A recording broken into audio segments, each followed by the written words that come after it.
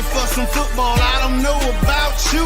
Who else could it be but your man Lou? Yeah. The Louis T Network is powered by Music Head University. Music Heads, classes in session. Turn me up. Enroll on YouTube now. Link is in the description. Who else could it be but me, your man, Louis T? Welcome to Saturday Night Football Overtime. Tripleheader edition. We'll break down all three of the contests that took place today on this penultimate Saturday of the 2024-2025 NFL regular season. We're getting down to the wire. 3 games took place today.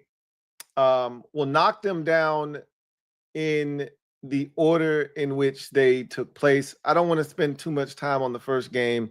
Kind of want to get that one out of the way.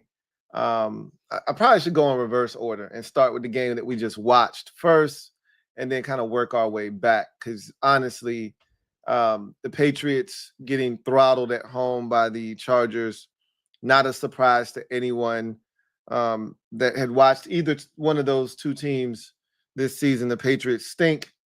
The only reason you were even interested in that game, remotely interested, was to see Drake Maye. He almost didn't make it out of the first quarter, doing some really questionable shit on the sidelines.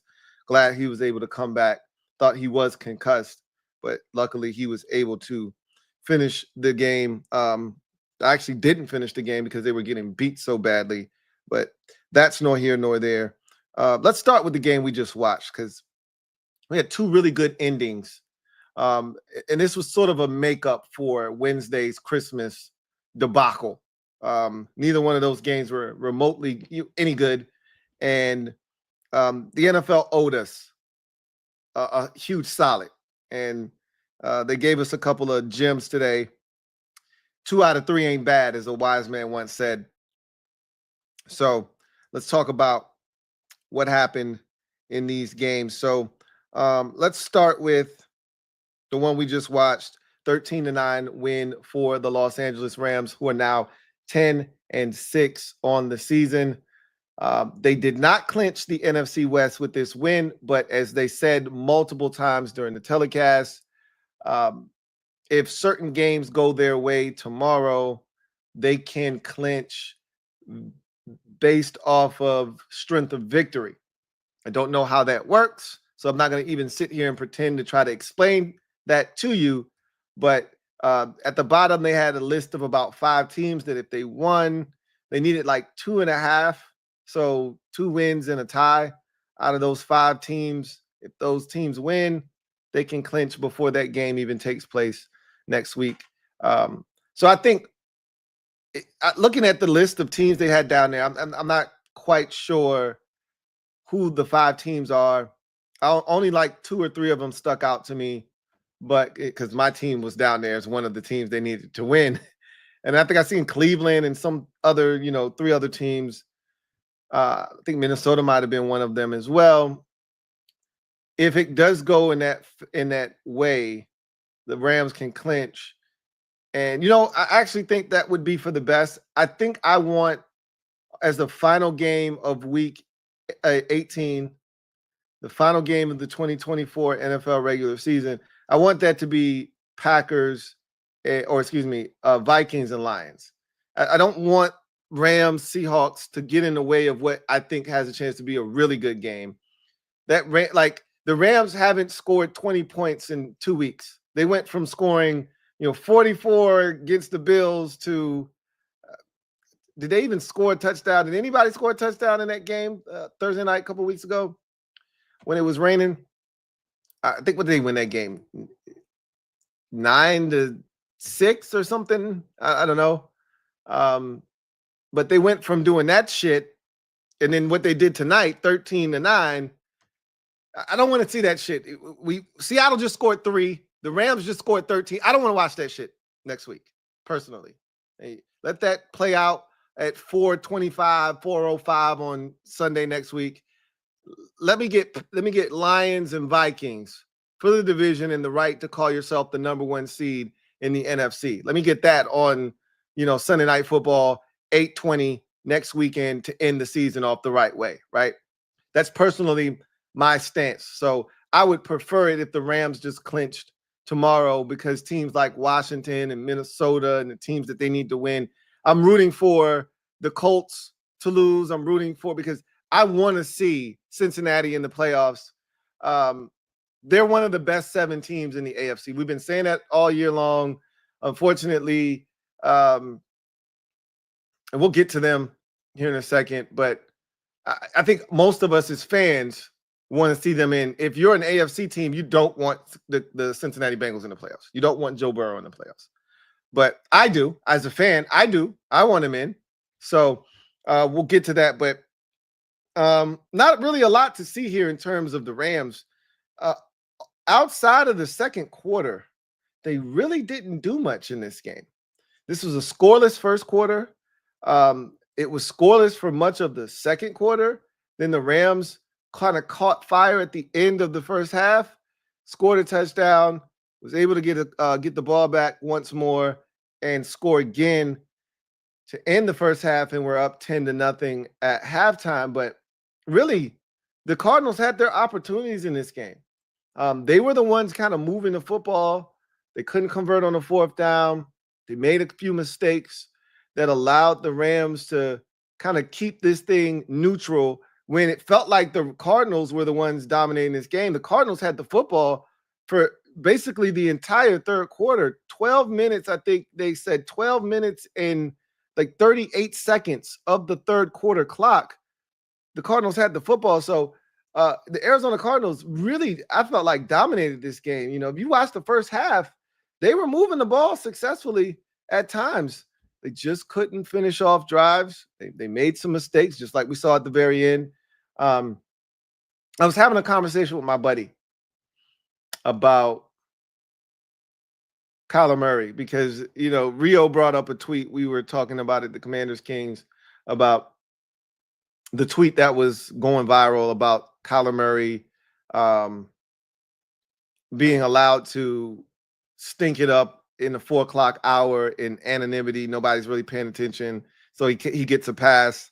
I always make the running joke about how when my team was bad, let me get my ass kicked in anonymity at 1 o'clock when everybody else is watching their own games in peace, right? I don't want my shit televised nationally so everybody can see me get my damn, brain bashed in and my teeth kicked in and, me embarrassing myself. Like, let me get my ass whooped at 1 o'clock so nobody else really realizes that I'm getting my ass whooped, right? Kyler Murray kind of just blends in at 4:05, playing with the Cardinals, out on that left coast, and he gets away with a lot of shit. You hear his name, former number 1 overall pick. There's flashes of brilliance, but then there's games and things like this. Like, that interception shouldn't have happened, right? At the end of the game. But let's go to the Rams first. I'm bleeding over into the Arizona Cardinals, and I shouldn't do that. The Rams, to me, they're not a scary team. Like, a lot of people like, oh, I don't want to play the Rams. I know I don't mind playing the Rams. Here's why. They're a good defense. They're not great. They don't do anything great. They don't have any star players on defense. Not one. Not one guy you say, hey, got to watch out for this dude. They got a lot of really good players. Kobe Turner's a really good player. Their rookie Braden Fisk, really good player. Their rookie Jarrett Verse, really good player. Young, really good player. None of those guys scare you. No, Michael Hoyt doesn't scare you. None of those dudes, none of those guys put fear into your heart. Cam Kinchins, hey, cool. Cameron Curl, nice. Great. That's awesome. Right? Kilo Witherspoon, cool. Yeah. None of those guys strike fear into your heart. And you should be able, if you've got a good football team, you scheme it up well, you should be able to move the football on the Los Angeles Rams. You should be able to score points on them. I am convinced of it. I've seen it done enough times this year to know that if you have a credible offense, you should be able to score on them. Now, if you've got issues, they're good. They're well coached.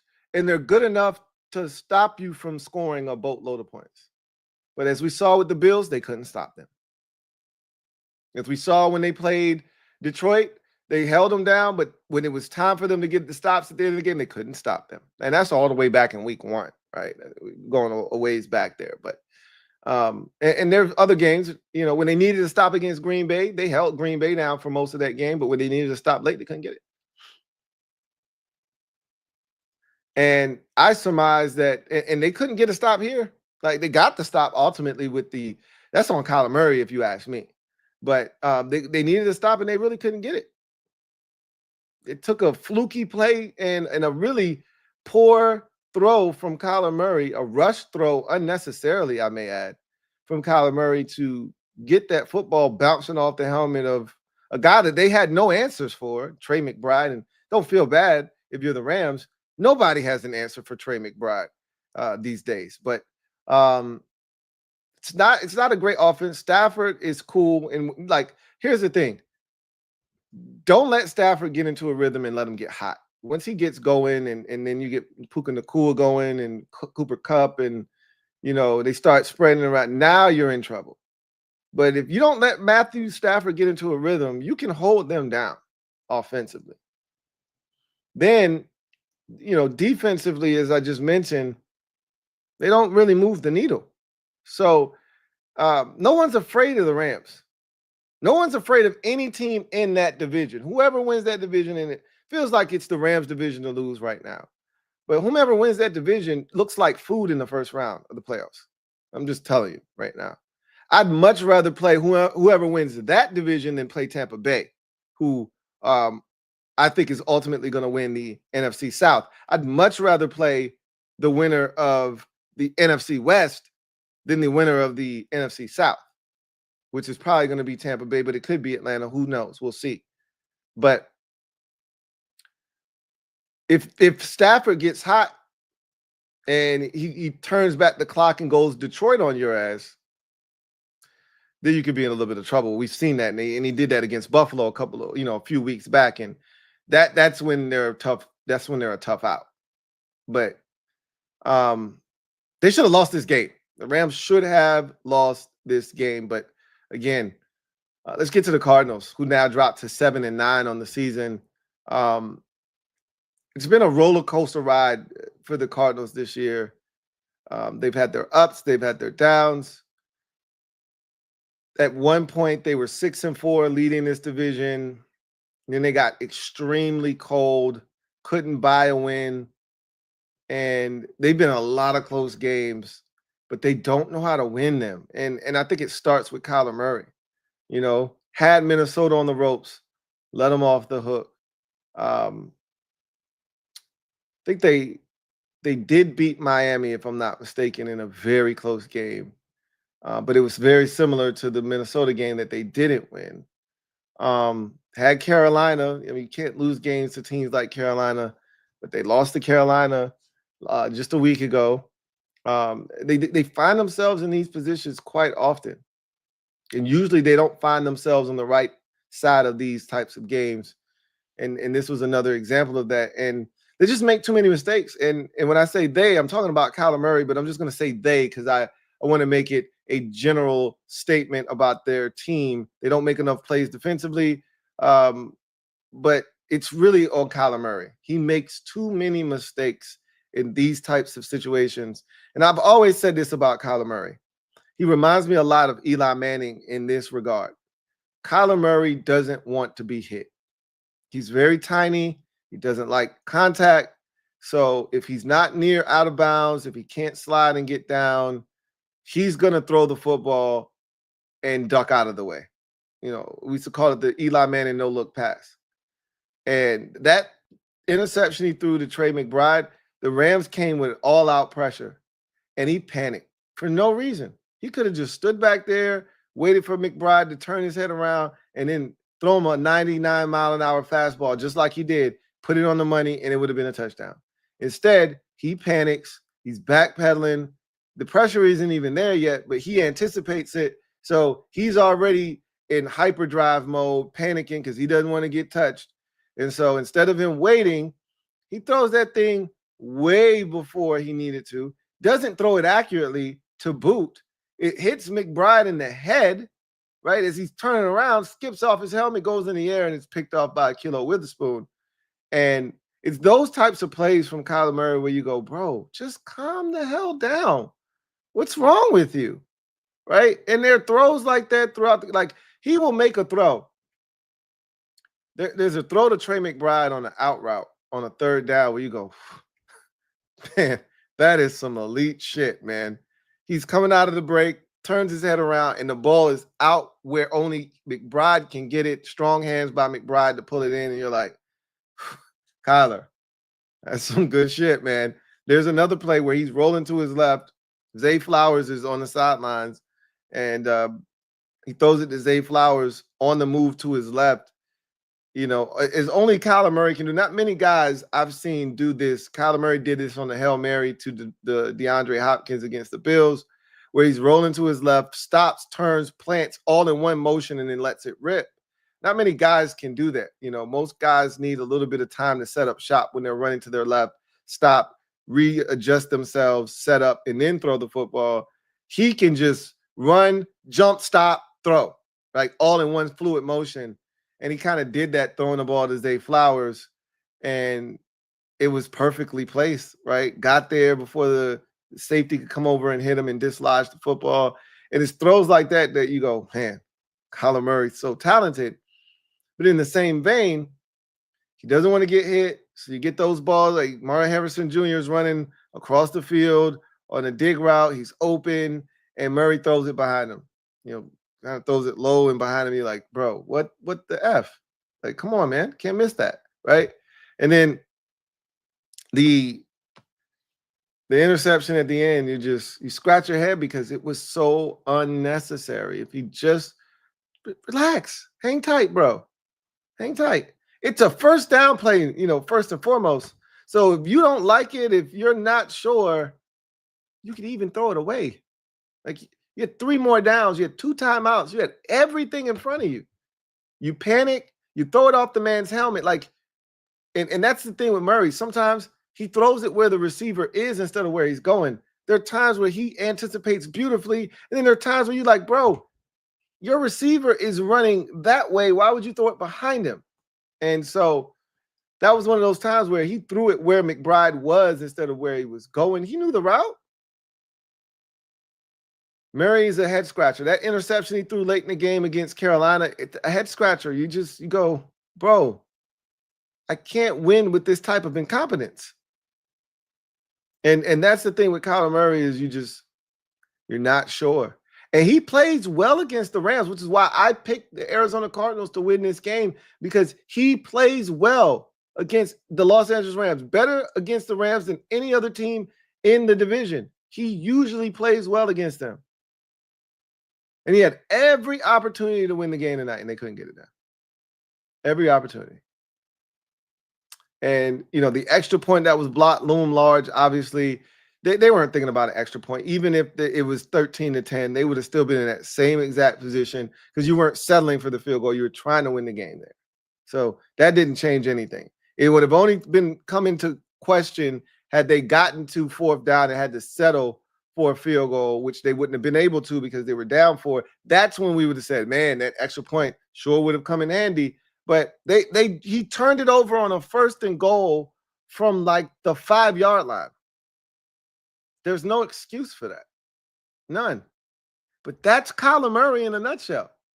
And that's why he'll never be an elite quarterback. That's why the Cardinals will always be middle of the pack, because of the inconsistency of Kyler Murray. That's who he's been. That's who he is. And I think that's who he's always going to be. I could be wrong about that. And the light bulb could finally come on for him 2-3 years from now, and he could become elite. But it just feels like that's who he is. You got to ride the roller coaster if you're a Cardinals fan, and that shit sucks. It really, truly does. But the opportunities were there. They had every opportunity to win this game. Dominated the 3rd quarter. Shit, felt like they kind of dominated the 4th quarter as well. And they had basically nothing to show for it. Nothing to show for it.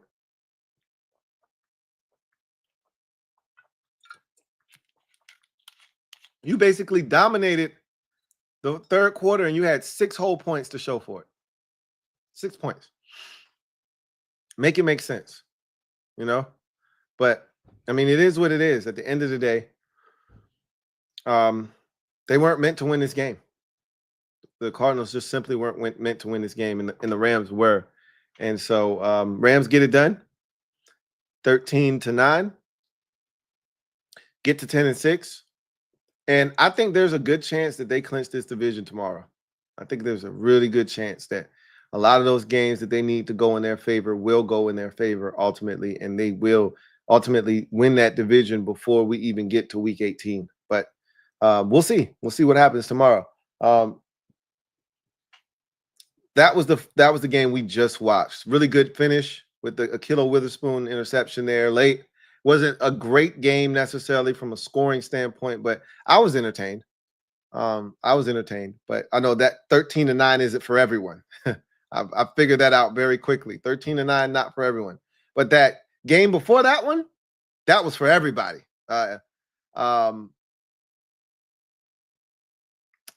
Joe Burrow should be the league MVP. I'll just say that. He should be the league MVP, but he's not going to be, obviously. But if somehow, and Michael Parsons said this on X, but if somehow Joe Burrow is able to get the Cincinnati Bengals into the playoffs, and it's not going to happen, because you need the Dolphins and the Colts to both lose at least one of their final 2 games.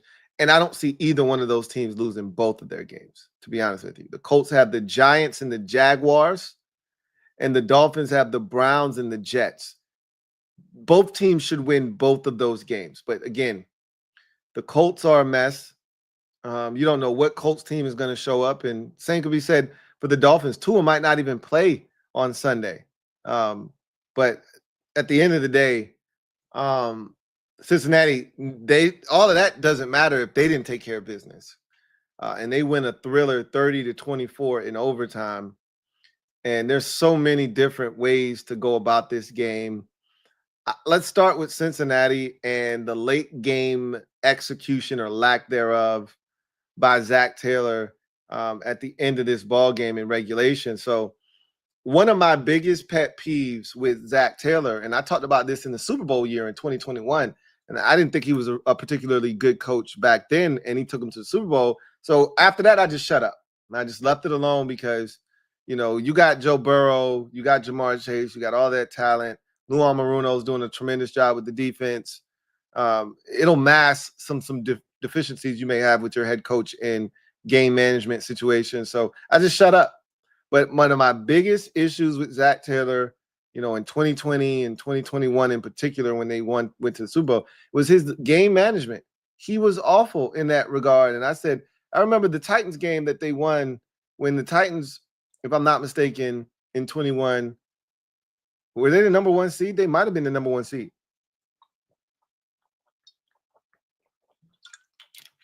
I'm pretty sure the Titans were the number 1 seed that year. And they came off the bye, and, you know, Ryan Tannehill threw like 3 or 4 picks, and Cincinnati won that game. But Zach Taylor mangled the clock at the end of that game. And I think they won that game in overtime, if I'm not mistaken, but he mangled the clock. And they should have lost the game. And I remember saying, this guy stinks. But, you know, you win. It's the best deodorant. It masks a lot of deficiencies. And so, like I said, they went to the Super Bowl. I just shut up. I left it alone. But you fast forward to, you know, present day, and they did everything in their power to make sure that Denver had an equal opportunity to try to tie this game and potentially win it in regulation. And it started with the injury to Brown, the running back. And I was like, bro, just limp off the field, but he couldn't make it. You know, as a fan, you're like, bro, just find a way to get off the field. Because if he doesn't get injured right there, the Broncos are going to have to use their final timeout. And they had already used their final timeout in that situation. but they were awarded their timeout back because there was an injured, Bengals player on the field. So the Bengals then had to, spend the timeout. So that was a huge, benefit to them. But at that moment, even with the clock stopped and the Broncos still having one timeout, and yes, it was 2nd and goal, and you don't want to waste, an opportunity if you're looking to score a touchdown. You got to understand the situation, right? And this is going to be funny, but to go back in the story a bit, the Bengals kicked a 22-yard field goal. They got stuck down there, which was the theme of the day for them. They were awful in those short yardage situations. Early in the game, they got turned away on a 4th down. They got a pass interference. They got on the ball basically at the 1-yard line. They could not get in from the 1-yard line, got turned away on 4th down again. And, you get to the latter stages of the game, and they get down there, and so they decide to finally, attempt the field goal. And my wife is watching the game, and she just happens to look up, and she sees Cade York. She's like, what is he doing on an NFL roster? They're relying on this guy? I'm like, the kicker's hurt, man. I mean, what do you want him to do? She's like, there aren't better options available than Cade York? And I'm like, he's been good for him for like a month. He's been solid. I'm like, clearly they didn't think there were better options out there. She was like, couldn't be me. So fast forward to the end of the game. And we'll go back to the mangling of the clock. But Cade, my wife is like, they need to score a touchdown. I don't trust Cade York. And I said, babe, Cade York's coming in the game to kick the game-winning field goal. She said, how far is it? I'm like, it's an extra point. She was like, he should make that. I'm like, it's Cade York. You're relying on Cade York to win you a football game. This is not where you want to be.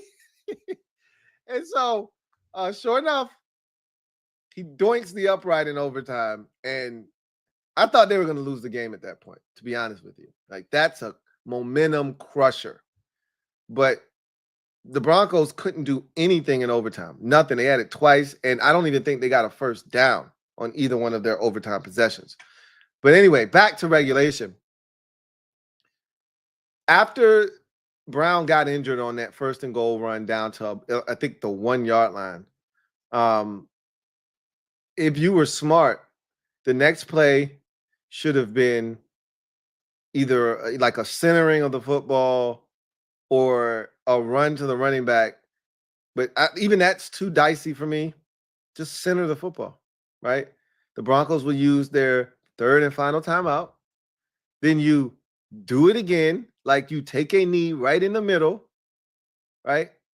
Take as much time as you can doing that. Maybe burn off an additional 2 or 3 seconds, right? Because there was like 1:01 left on the clock after he did, the knee or whatever, 1:07, something like that. So you run that next play. It'll get it close to that 1-minute mark, maybe under 1 minute. Then they use their final timeout. Then you do it again. You burn off 40, right? And then you call a timeout and you kick the field goal, and you'll probably be winning the game by 3 with about 16 to 13 seconds left in the ball game. That was the way that they should have strategically done that. Scoring a touchdown there was not the play, because they still not only had a timeout left, but they had plenty of time. There was still over a minute left in the game. That wasn't the play there. And somebody correct me if I'm wrong, but Cincinnati's defense has been horrid this season. Don't let the fact that they've held Denver to 24 points in this game fool you. You've watched your defense all year piss away games late, lose football games.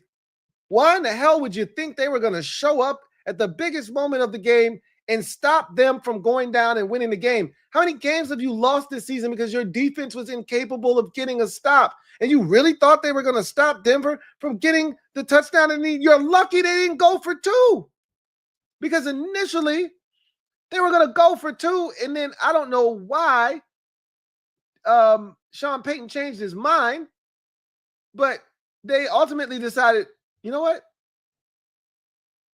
Let's go to overtime. And you know what? It wasn't a bad decision because they got the stop they needed and got the ball back, not once, but twice in overtime, and couldn't do anything with it. So they had their chances, but he mangled that late game situation. And had they lost the game, that might have been a fireable offense. It may have been a fireable offense. I mean, they were going to fire him this late in the season. You just let him play out the rest of the season. You got one game left, and then you fire him after the season. But I don't know about Zach Taylor, man. He makes some questionable decisions, some really questionable decisions. But he got away with that one. And, because of Joe Burrow, because of that defense getting stops, timely stops, which they couldn't do at the end of regulation. So you scored a touchdown there. You leave the Broncos with roughly a minute and a timeout, which was plenty. With the new rules, getting it out to the 30, it's a lot easier to score if you manage it right. And they got down there quick with Bo Nix. And then, you get to that, fourth down situation. You think you got him stopped. The receiver's double covered, and somehow he still comes down with the football in the end zone. That's wild, right? Marvin Mims had himself a whale of a ball game. 2 touchdown grabs, a deep ball. That was a beautifully thrown ball from Bo Nix, and then the touchdown there on that, late desperation heave into the end zone. But the game's tied, pending the extra point. They kick the extra point. They go to overtime. Bengals win the toss, and you're thinking, okay, they're probably going to go down. Because they really hadn't stopped the Bengals in like 2 or 3 possessions. And they sacked Burrow. It felt like they sacked him like 7 times in this game. But Allen got to him, and they ended up having to punt. And I thought, well, that's it. The Broncos are going to lose this game. And they did nothing, went 3 and out, gave it right back to Burrow. And I'm like, you're really living dangerously. You keep giving it back to Burrow. I don't know what you think is going to happen, but you can't keep giving this man the football and expecting the outcome to be favorable for you. And so he moved him all the way down the field, got him in the chip shot field goal range, 33-yard field goal. And Kate York, I already talked about, going through, the whole situation with Kate York. You get the fumble from T. Higgins to go back into regulation. They couldn't stop the Bengals. That T. Higgins fumble was the only reason that they were even in a position to win the game to begin with. It was because of T. Higgins' fumble. If that not for that fumble, I think Cincinnati wins this thing in regulation. But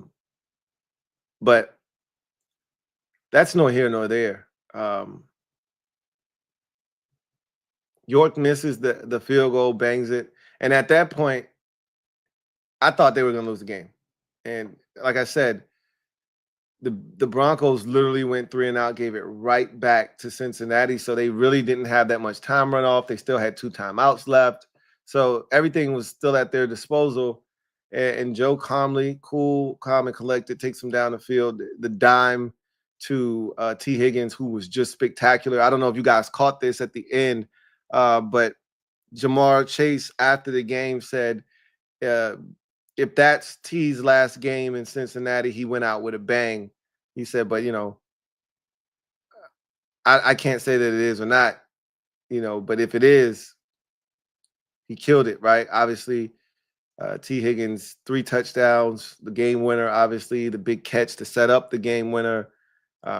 He was in fuego tonight. But I tweeted out during the game, hey, I'm sliding a blank check across the table to T. Higgins in free agency. He'll be the most sought after non-quarterback in free agency this upcoming spring, March, early to mid-March. And he'll really have the pick of the litter. He get to go wherever he wants. Everybody's going to want T. Higgins. Really, I think it's just going to be based on preference for him. Who does he want to play with at quarterback? And, what opportunities is he looking for? And more importantly, Who's prepared to show him the type of money that he's looking for? I think if you're T. Higgins and you're smart, you want a combination of the two. You're going to get paid no matter where you go, right? It's going to turn into a bidding war for your services. The question is, can I get the best of both worlds? Can I get paid a boatload of money and go somewhere where I love the quarterback situation? So I think there will be some opportunities for him if he likes Drake Maye. I think ego-wise, if his ego is huge and he wants to be the guy, then you go to New England. There's no one even there remotely close to being a number one receiver. You'll be that guy.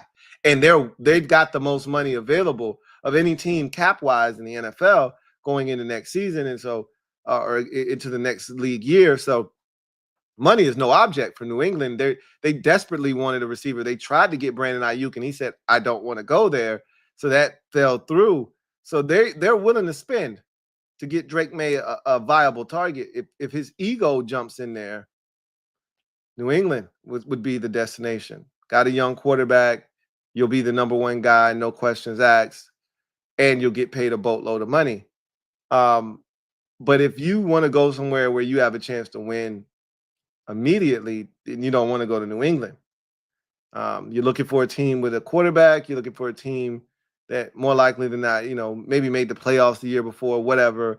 Some of these things matter to certain, free agents. But there'll be some options. I'll just say that there will be some opportunities. There will be some teams that will be looking for an upgrade at the receiver position. He's young, super talented, offers you size, strong hands. The only question about T. Higgins is health. He's a guy that, will miss 3 to 4 games every year, it feels like. But when he's healthy, man,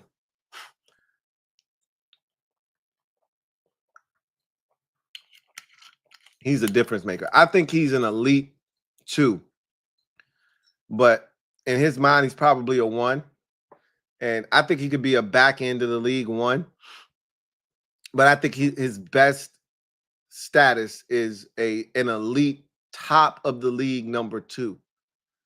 And there are going to be some opportunities, Washington in particular, that will be looking for a Robin. And he can be the best Robin in the NFL. He's one of them already playing next to Jamar Chase, which I think that's his role. But he may think he can do a little bit better. We'll see. But he was outstanding in this game, including the game winner.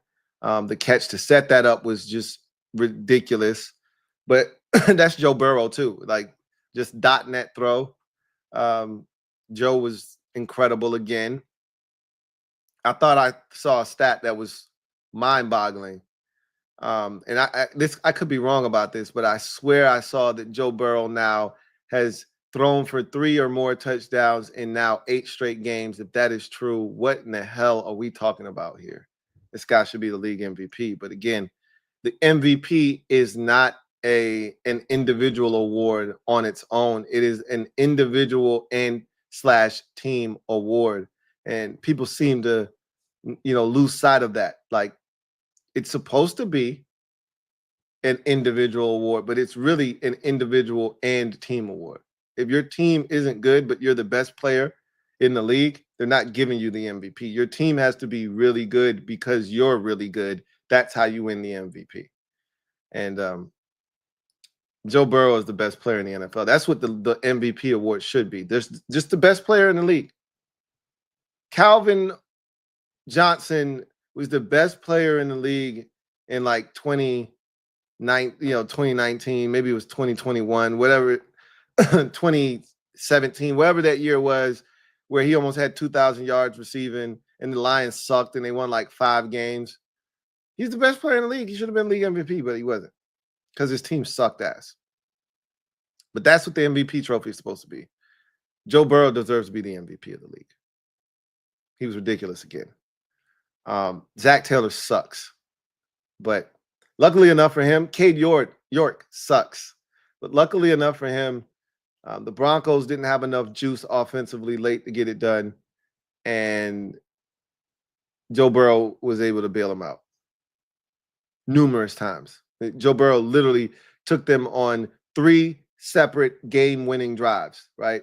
the one at the end of regulation that should have been for the game, but instead of them, taking the field goal with, seconds left, they decided to score a touchdown with over a minute left, leaving the Broncos with also a timeout in their back pocket, which is poor, managing of the clock.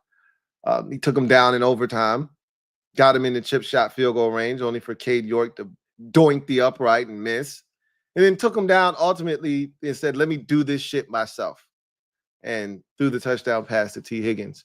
Burrow is ridiculous. If you're the Broncos, you're still gonna make the playoffs. I was rooting like hell for Kansas City to lose to the Steelers because I wanted the Chiefs to need that last game, and because it really has nothing to do with Denver. I want Cincinnati in the playoffs. So that's why I was rooting so hard for the Steelers to beat the Chiefs so that the Chiefs would need the Week 18 game, hence playing their starters, which would probably lead to a Broncos loss. But the Chiefs don't need that game, and they need the rest. They were the main team, the chief team, see what I did there? Complaining about 3 games in 11 days. So you best believe that they're going to take full advantage of the opportunity to rest their guys. Chris Jones was already out and missed that Christmas Day game. So they're going to take every opportunity they can to rest anybody with any kind of ailment, including Patrick Mahomes, who obviously has the ankle. They're going to let him rest. The Broncos should win that Week 18 game at home. That's the way it looks. I got to say, though, Bo Nix played his ass off. Again, wasn't always pretty, but he used his legs when he had to. He made some timely throws. When the game was on the line in regulation, took him down the field through the touchdown pass. When shit started to rev up and Joe Burrow started to heat up, and you could see the shift in momentum. It's 17-10. Burrow just took him down the field. Crowd is getting into it. They run play action fake. Bo Nix rolls out to his right, plants, stops, and delivers a dime to Marvin Mims in the end zone, probably 47, 50 yards in the air. You go, damn, Bo. It's like that. So you got to give credit to Bo Nix for battling in this game. He wanted it bad. You can see he was a bit dejected on the sidelines when they didn't get it done because you miss an opportunity to clinch a playoff berth.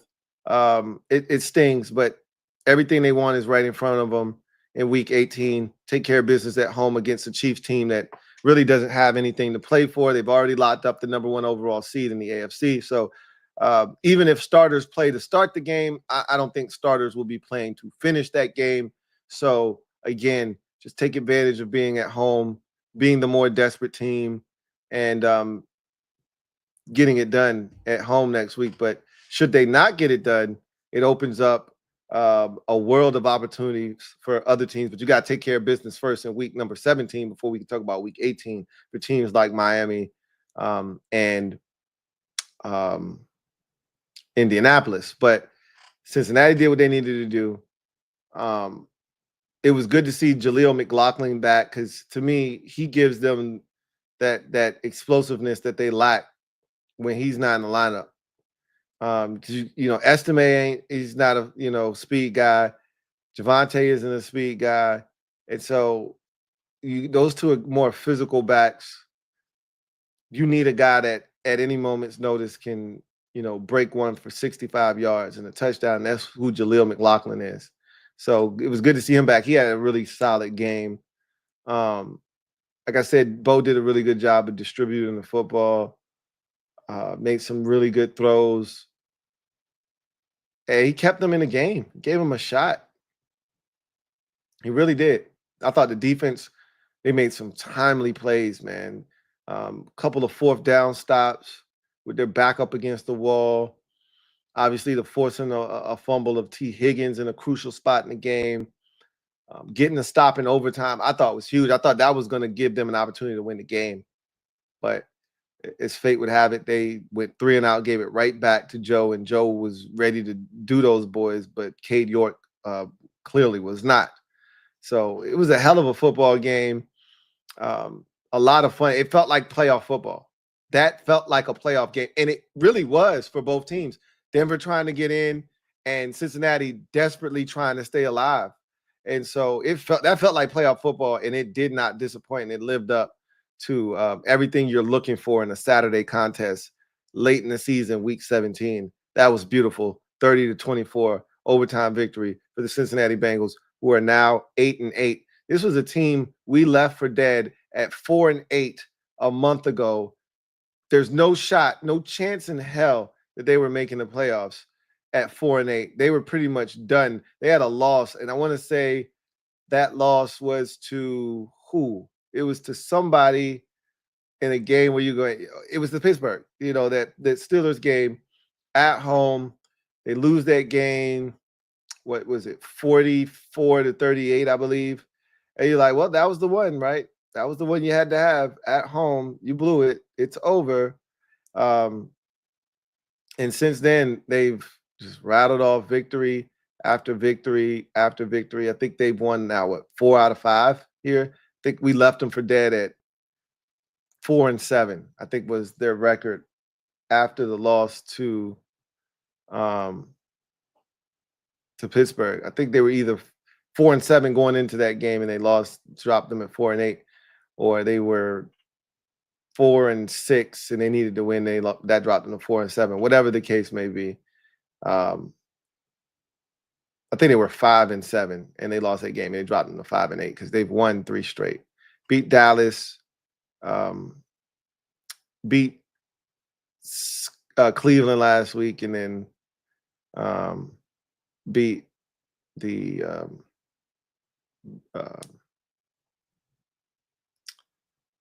the Broncos tonight. So it's been an improbable stretch.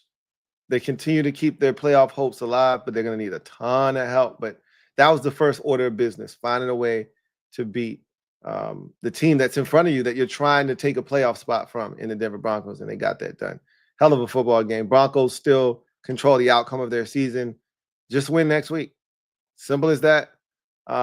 Any losses by teams behind you like Miami or Indianapolis will eliminate them, but you just lost a head-to-head with Cincinnati. So you don't want to rely on anybody else to do any dirty work for you. Just beat the Chiefs next week and put all of this to bed. Big win for the Bengals, keeps their playoff hopes alive. Debilitating loss for the Broncos, but, still got everything you want in front of you. Just take care of business next week against a Chiefs team that has absolutely nothing to play for, and you'll be in the postseason regardless. And then the first game was everything that we thought it was going to be.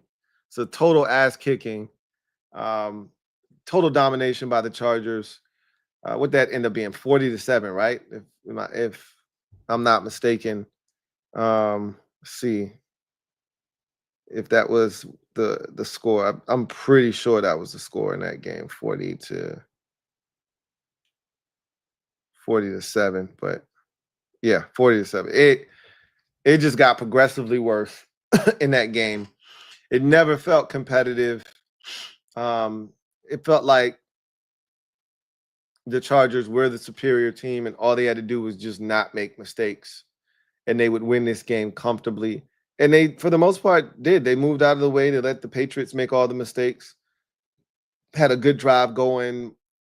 Drake Maye's tossing the ball. It looks like he's tossing the damn ball to Ramondre Stevenson, and Pop Douglas comes out of nowhere and tries to intercept it. It hits the ground. It's recovered by that's what bad teams do. I was saying the same thing about the Bengals when they were trying to actively lose this game. I'm like, yeah, that's what bad teams do. You had the ball in Broncos territory twice. Once at the 1, and you couldn't get in. You couldn't convert on a 4th and 1 early in the game. 4th and 1 at the Broncos 1-yard line. 1st and goal from the 1, and you couldn't get in. 4 straight attempts, and then you had the T. Higgins fumble. You had the Cade York missed field goal. It felt like they were trying to lose this game. And we've talked ad nauseum about how many games they've lost. One score affairs, these close games. This felt like another close loss. But never at any point in that Chargers game did that feel like it was going to be anything but a rout. And they took care of business, 40-7. Herbert, it's funny because when we talk about best quarterbacks in the NFL, I'm adamant. My top 5 is, in no particular order. You put them however you want, but it's Mahomes, it's Allen, it's Jackson, it's Burrow, and it's Herbert. That's the 5 for me. And I call them the big 5, and I don't think that's, changed over the last 2 to 3 years for me. That's been the group, right? And people always poo-poo Justin Herbert like he doesn't belong in that group. And I'm just like, you clearly haven't been watching. A lot of people love to bring up wins and losses. And I heard Ross Tucker, doing the game talking about, well, when it comes to Herbert, he's got to win in the postseason. Cool, I get that. He's only been once. So that's another thing. He hasn't played a lot of winning football, but guy can't do it himself. Like, if you watch the Chargers, you understand the narrative there about this man scoring over 33 points so many times and yet losing a bunch of those games. Like, that's not normal. To do what he's done in his NFL career to this point and just not seeing the results because his defense has let him down, over and over and over again. And it's good to see, him play with a quality defense. It's not a great roster by any means. They're early in that process, but yet with Jim Harbaugh, you always seem to be ahead of schedule, and that's where they are now, clinching the playoff berth, getting their 10th win of the season in year 1 of Harbaugh. They got to feel really good about where they are. But I saw a stat today that just blew my mind. Most passing yards to start an NFL career through 5 seasons, right? And you know who's at the top of that list? Justin Herbert. Most pass yards.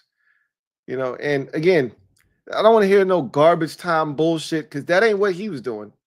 He was throwing for 380 because his team needed him to score 37 points. He scored 36. They lost 38 to 36 or 37 to 36. Or he had to score 36 because his defense gave up 33. So these ain't garbage time stats. This is this man throwing it 46 times and going 38 of 46, going 36 of 46 for 394, 3 touchdowns and an interception, 4 touchdowns and an interception because he had to. The man has thrown 3 interceptions this season. 3 interceptions. I think he's right now ranked 3rd all-time for the most passing attempts in a season with 3 or less interceptions. He's with elite company. I think Brady and Rodgers are the only other 2 quarterbacks to have such, care for the football in a season in which they've thrown it damn near 500 times. Justin Herbert is a beast. Okay. He's a beast. And anybody that says otherwise, you simply aren't watching. It's as simple as that. This man, outside of Ladd McConkey, this man is throwing the bumps. I actually like Stone Smart a lot. I like that guy. Not because he came from ODU. Am I a little biased? Sure. Shoot me. But he's really talented and he's really athletic. And I felt like they should have been featuring him more. Like, I can't take too much more of this Will Dissly shit.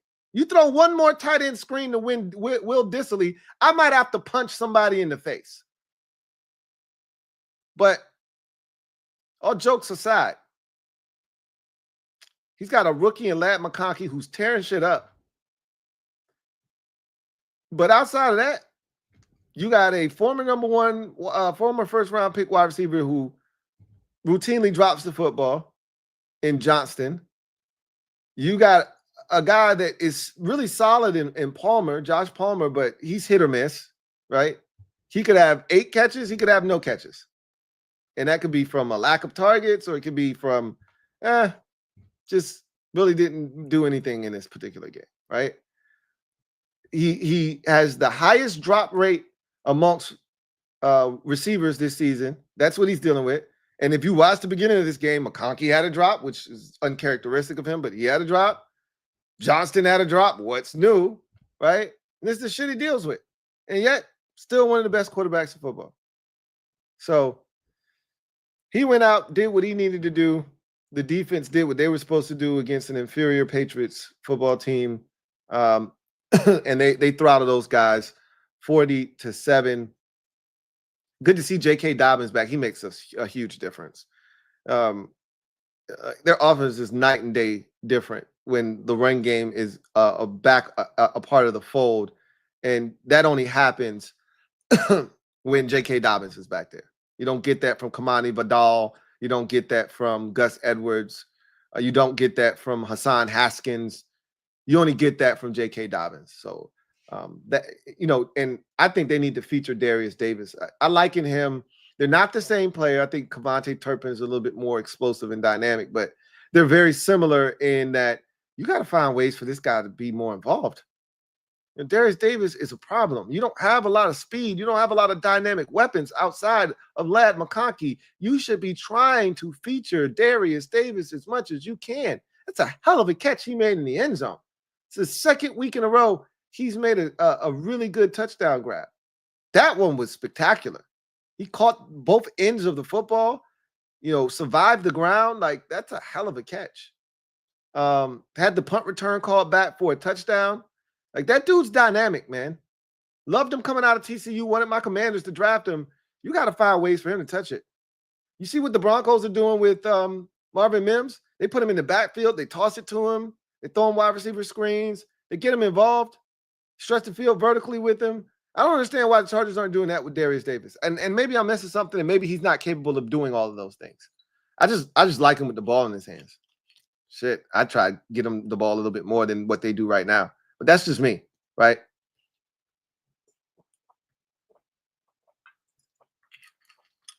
For the Patriots, it was all about Drake Maye on offense. And when he took that hit early in the game, collectively, you just held your breath like, really, dude? I don't really know what he was trying to do on that play. He had already stepped out of bounds, tiptoeing the sidelines. You asking for trouble. Just ask Troy Aikman. And them sidelines ain't nothing to play with, man. Either you inbounds or you out of bounds. Don't make me choose. Pick a side.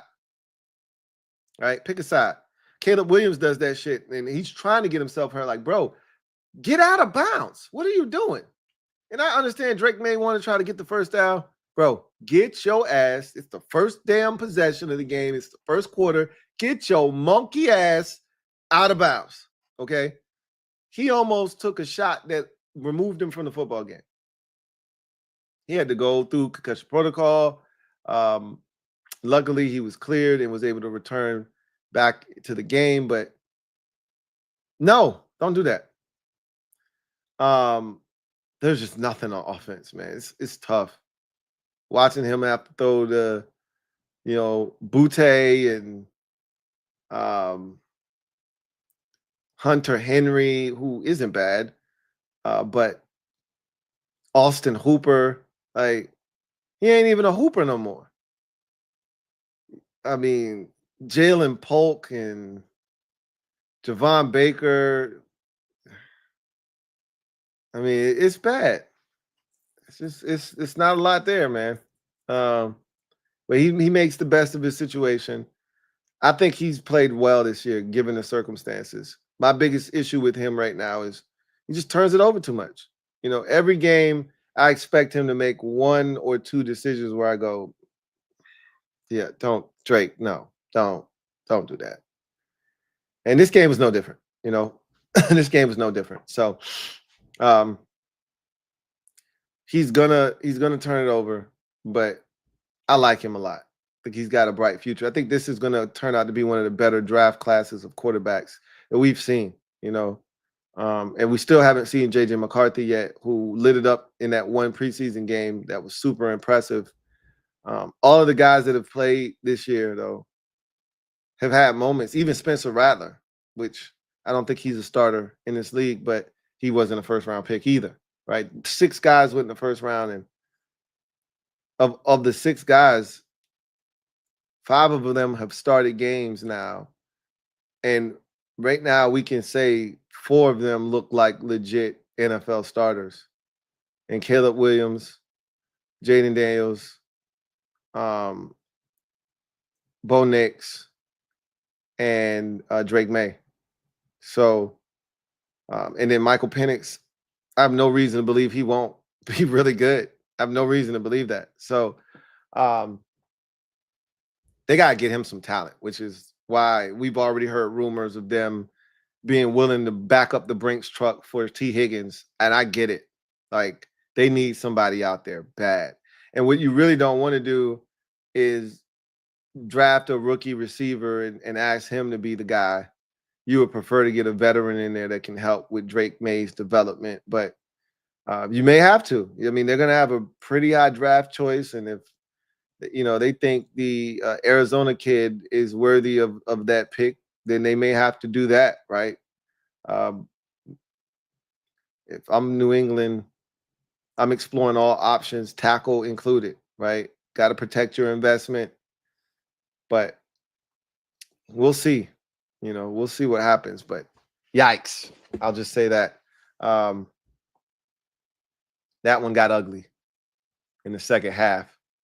Pretty quickly. It kind of got ugly at the end of the first half and didn't get much better in the second half. So 40-7. Chargers clinch a playoff berth. Congratulations to the Los Angeles Chargers. Congratulations to Jim Harbaugh in year one for getting that done. There were times this season where it didn't feel like it was going to happen. But all in all, this Chargers team, they're pretty interesting.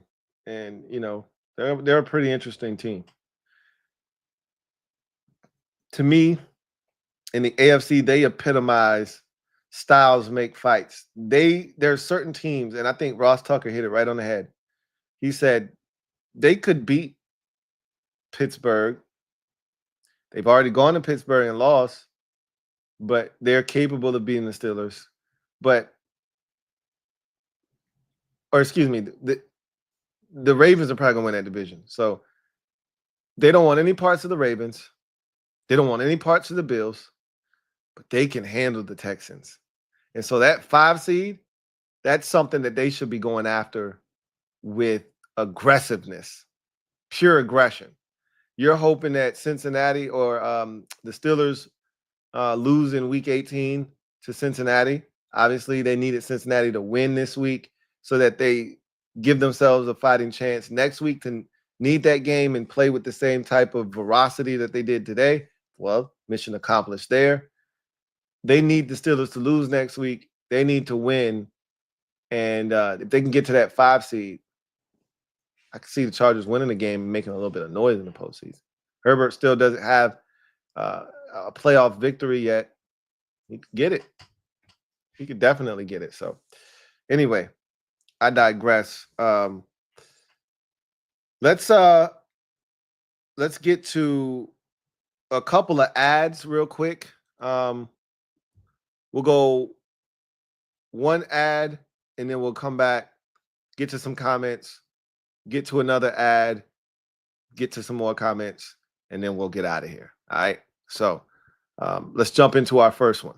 What's going on? It's your man Louis T back on behalf of the beautiful people over at Via who were gracious enough to send me another box because the last one they sent me and my wife ate them up like Halloween candy. They were so delicious, and those intended results that we were looking for, we got. So before I start today, I want to thank all of you who purchased Via off of the last promo that I did and used the promo code, sent me your overall experience with the product, rave reviews across the board. It was your purchases that got me another box with Via. So I want to thank you guys because this product is one that I believe in. And now I think I've made believers out of many of you. And I'm here to spread the cheer. Again, holiday season, big deals coming up.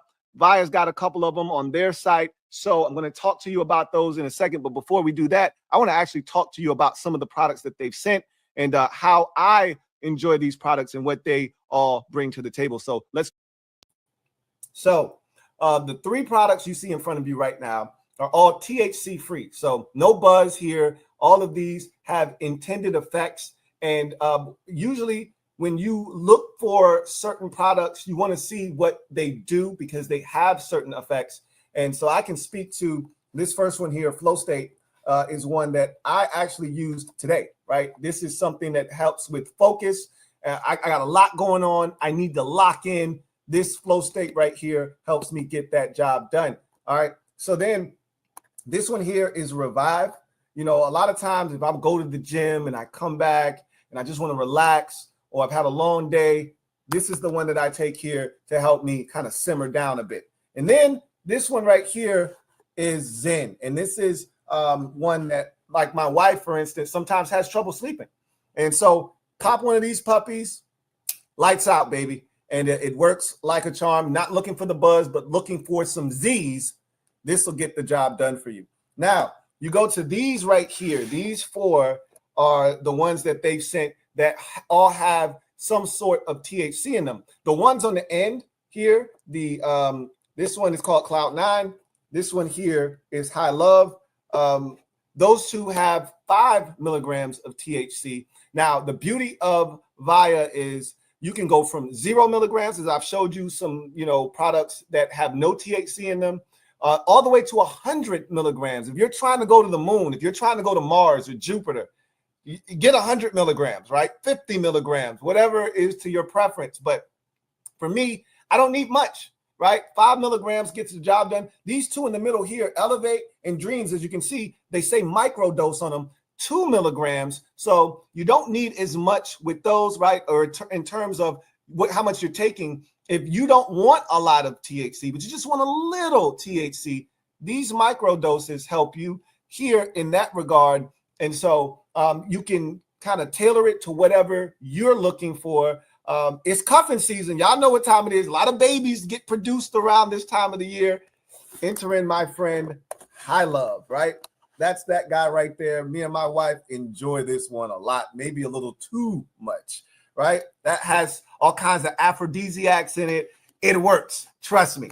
This one here is Elevate, and this is one of the ones for focus. Again, this is a microdose one, so only 2 milligrams in this one. But again, it gets the job done depending on, what you need. So same thing with this one, microdose Dreams.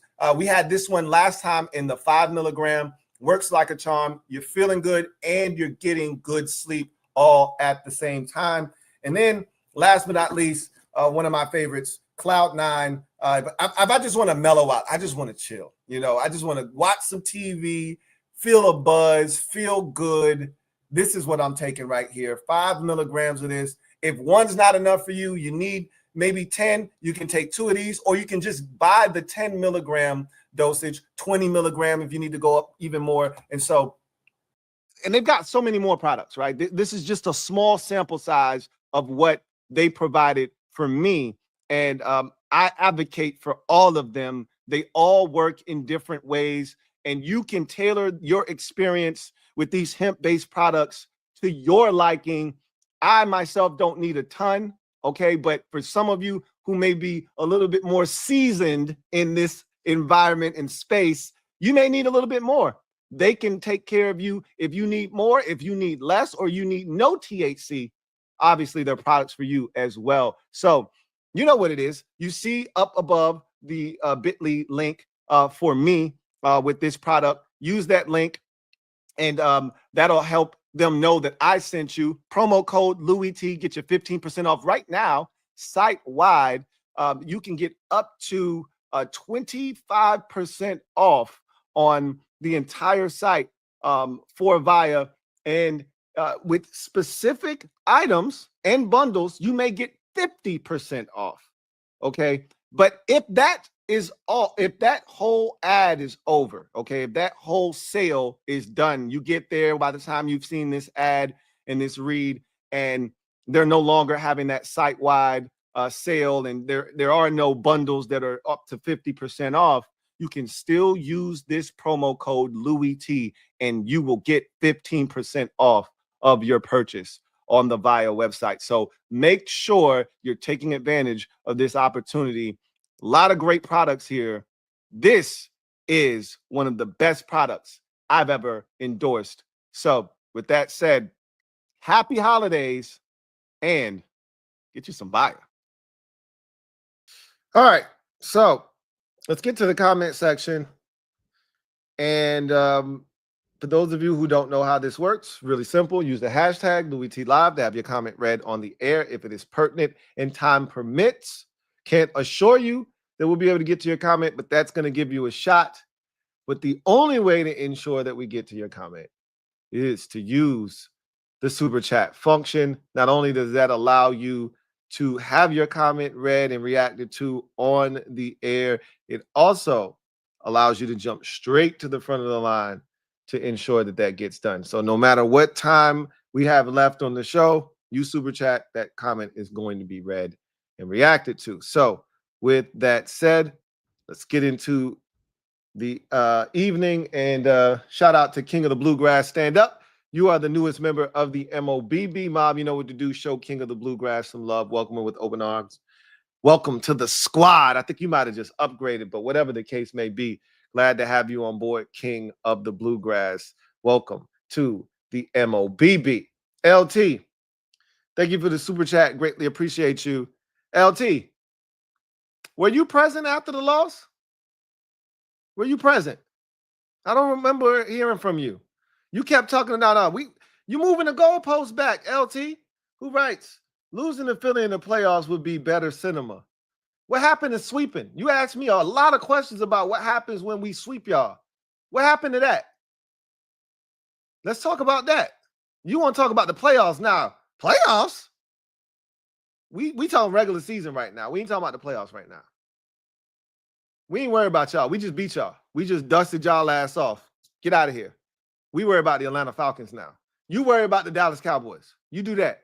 You got no Jalen Hurts this week. Might still be no problems, no issues for you. They don't have CeeDee Lamb. You probably should still win.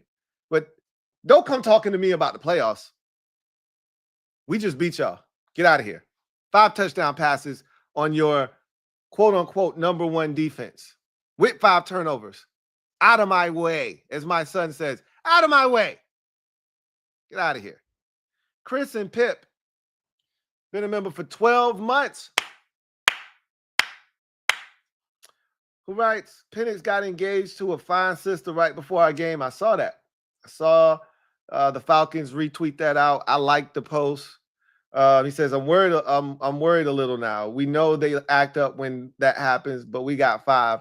That crossed my mind briefly, but if this were the last bunch, I'd be very concerned right now. But to your point, I'm glad you ended it the way that you did, because that's all that goes through my mind is, I got 5 on it. Like, I'm not really tripping about it. That young man just hit a milestone in his life. He's excited. He's going to want to ball out this week. A lot of, great energy in his life right now. That's cool, but we got some good shit going on over here too. So, we'll see what happens, but feeling good about where we sit. But yeah, I saw that too, man. I saw it as well. Frankie, yo. Thank you for the super chat. Greatly appreciate you. Thank you for being a member of the MOBB. Frankie, yo.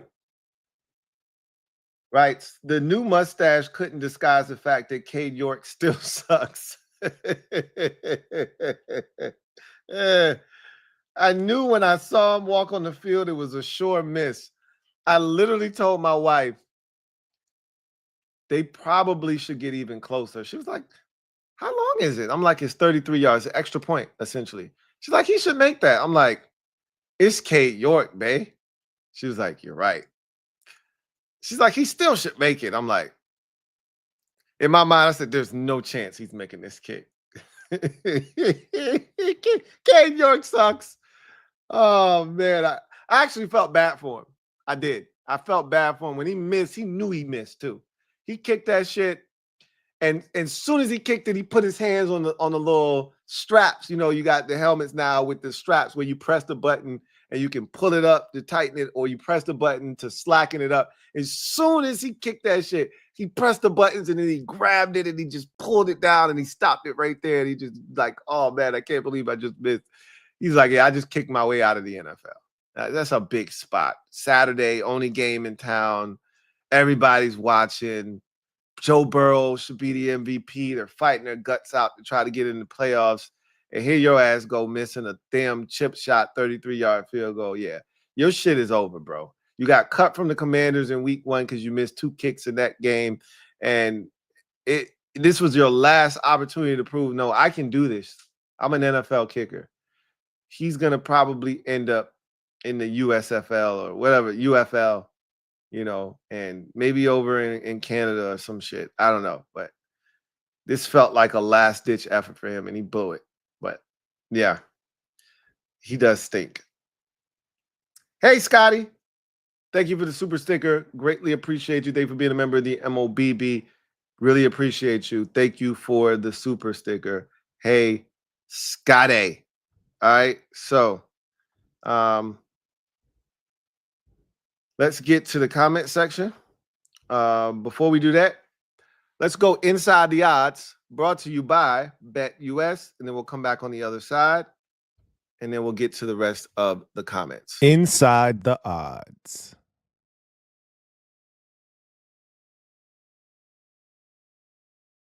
For a new book this season, BetUS has you covered. Fastest payouts in the industry. Get up to 10% back on your net losses twice a year as long as you've been active within the last 6 months. And here's the kicker. If you've never used BetUS before, you got an opportunity to take advantage of a great situation. Use the promo code YouTube150 to get you a 150% sign-up bonus on your first deposit up to $2,000 and a 125% sign-up bonus on your next 2 deposits up to $2,000 when you use the promo code YouTube150. So I wanted to go in a different direction. BetUS has a ton of different prop bets, a ton of futures that you can bet on. And here's one of those futures, right? Kirk Cousins. All right. Team for week 1 of the 2025-2026 regular season. So who will he be on the roster for next year come week 1? I think it's a very fascinating question because the Falcons have made it public knowledge that they're going to cut him. Right? It's over. They're not going back to him. Michael Penix Jr., it's your show. You don't have to look over your shoulder. Kirk is done, right? There are going to be a lot of teams looking for quarterbacks this offseason, and not everybody's going to be able to get their hands on Shedeur Sanders or Cam Ward in the draft. Now, I did think I saw today that the Ole Miss quarterback declared for the NFL draft. I think that happened yesterday or so. So that's another name that you throw into the mix. Obviously, you have the Texas quarterback, Quinn Ewers. That's another name. And we'll see how good some of these guys ultimately are. But when it's all said and done, not everybody's coming away with a quarterback. And so I've said this already. It's a lot of teams that need quarterbacks. There's some that may not think they need a quarterback, some that know they need a quarterback, but they don't want to admit it yet. But I think when it's all said and done, Kirk Cousins, because I've read articles where I don't know if there's going to be a market for Kirk Cousins. Of course there's going to be a market for Kirk Cousins. And he's being paid a lot of money still by the Atlanta Falcons. So technically speaking, he could do what Russell Wilson did if he wants an opportunity. I don't know if Kirk's going to do that or not. I think Kirk's going to still be able to get somebody for a 2-year, $20 million deal.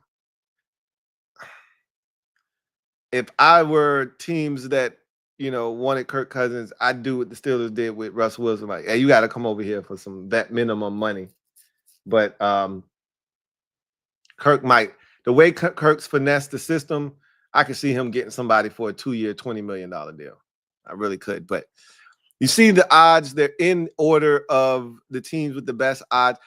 So I think we might have done this before, but Tennessee seems like a logical destination for them. They need a quarterback, even though I've said this. I think Kirk's going to be better next year, a full year removed from the injury and the mobility starts to come back a little bit. He's going to have to get over some mental hurdles because, he's a big mental guy and this didn't end well for him. So mentally, he's going to have to get into a good place to be able to play the kind of football that he's capable of. But I think, there's all of these teams that you see in front of you for the most part need quarterbacks. Tennessee is going to need a quarterback next year. Seattle, I think they're fine. Geno Smith. If you're swapping out Geno Smith for Kirk Cousins, you're going in the wrong direction. Kirk Cousins leads the NFL in interceptions. Geno Smith is second. So what are we talking about here? Right? Like, it doesn't make sense to take the guy that's second in the league in interceptions and swap him out for the guy that led the league in interceptions. That's stupid. So I don't see that being a destination. Cleveland restructured Deshaun Watson's contract. Don't really see this as a landing destination for him any longer. Not that I thought it was going to be anyway. They can't really take on any more QB money, but if Kirk was willing to sign for the vet minimum, and it might be an intriguing place for him to land, because I think he fits in Kevin Stefanski's offense, but I don't see the Browns pulling the trigger there. Saints, again, Derek Carr stinks, but swapping out Derek Carr for Kirk Cousins is like swapping out your 2006 Toyota Camry for a 2007 Toyota Camry. Great. Right? Like, what are we doing here? Giants, they're in a position to draft the quarterback 1 overall. Kirk Cousins serves no purpose. If you're going to bring in the veteran quarterback, you're not looking for a veteran the caliber of a Kirk Cousins. You're looking for a veteran the caliber of a, say, Marcus Mariota or a Jacoby Brissett. That's the kind of guy you're looking for. You're not looking for Kirk Cousins, right? Raiders, again, that win, and they could win again. They got the Saints this week. They win again, and then you're in some really deep doo-doo, right? They could use a veteran if, they can't get one of the quarterbacks in the draft. Kirk Cousins, Sam Darnold is going to be a hot name this offseason. Somebody's going to pay him good money. I think that's where Sam Darnold ultimately lands, is Tennessee. I think the best destination for Kirk Cousins, believe it or not, is Indianapolis. The Indianapolis Colts look out as a dark horse. They're all the way at plus 1,400. I'd slap down a little bread on Kirk Cousins right now to end up in Indianapolis Colts. Because I can tell you this right now, Anthony Richardson, not the answer. But they got to get to a point where they're willing to acknowledge that in the meantime, need a veteran there that can give us a shot to win in case he gets injured again, or if he's just stinking it up. Entering Kirk Cousins. That's my guess as I look at all of these situations. The Jets is interesting, but again, that's not a good place for Kirk Cousins. Mentally, New York, that media, eat him up, chew him up, spit him out. He needs to go somewhere where it's kind of low key. He can kind of just fit in. That's why Minnesota worked for him. Kind of a small media market there, not too big. Lights aren't too bright. He can kind of just be himself. You could do that at Indy too. Can't do that shit in New York with the Jets. So I see him as an Indianapolis Colt, but that's just me. Anyway, I disagree. I digress. Let's get back to the comment section and see what you guys have to say, and then we will get out of here. So,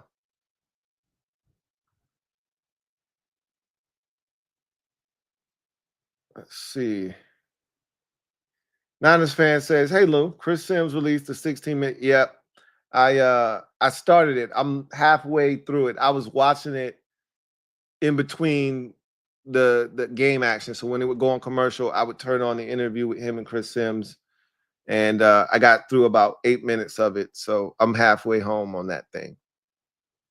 Metaphor says, "Cardinals let me down, but seeing the Rams play makes it less worrisome about them in the offs." I was never worried about the Rams. I was never one of those fans who was like, "Man, the Rams, I don't want to play them." I would love to play indoors this time of the year. Give me an indoor facility. I like my shot playing inside and out of the elements. The Rams don't scare me one bit. So, but again, you let Stafford get cooking, they could turn into a really dangerous team. Could turn into a very dangerous team. Samuel S. writes, I know they won, but did the Rams waste up all their points against the Bills? It feels like it, right? I remember when I was a kid, me and my dad would watch baseball games, and when the Braves would score like 14 runs, my dad would say, well, they're not going to score but 1 or 2 tomorrow. If not, they might get shut out. And I was like, why do you say that? They used up all their runs. I'm like, in my mind, I'm like, well, that makes sense. They used up all their runs. But as you got older, you're like, bro, there's an infinite amount of supply of runs. Just score more tomorrow. But it never seems to work out that way. You score 14, you're bound to be shut out or score 1 the next day. It feels like the Rams used up a lot of their points in that damn Bills win. But they needed it, right? They've won all of these games that, despite not scoring. So it was okay to use up all your points because you still beaten teams like San Francisco and now the Cardinals without scoring 20 points. So, hey, as long as it works, man, shit, I think they scored less than 15 in both of those games and won. Shit, if it's working, it's working. But I get it, Sam. It feels like they used up all their points for sure. Let's see.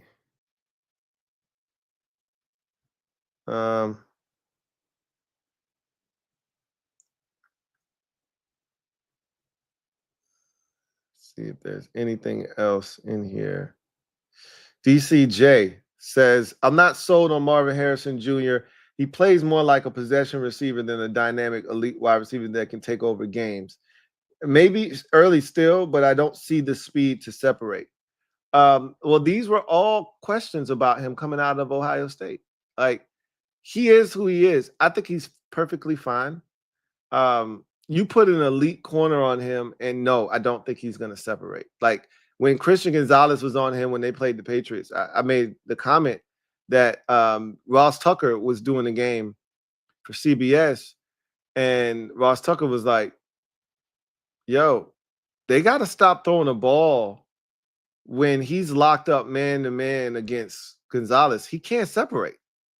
Gonzalez was like all over him. Pause.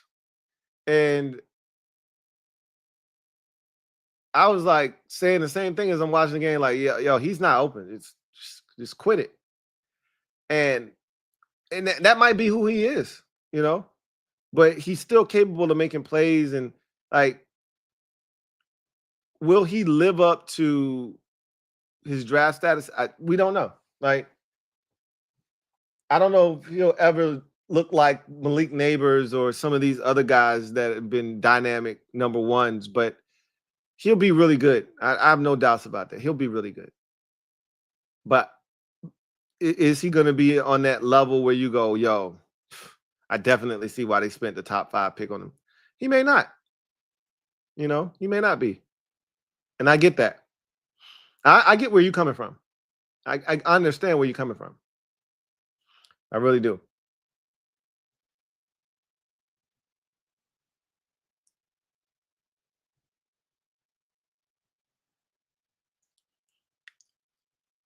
CBKAPR042009 writes, do you think the Steelers will end Bengals' hopes next week?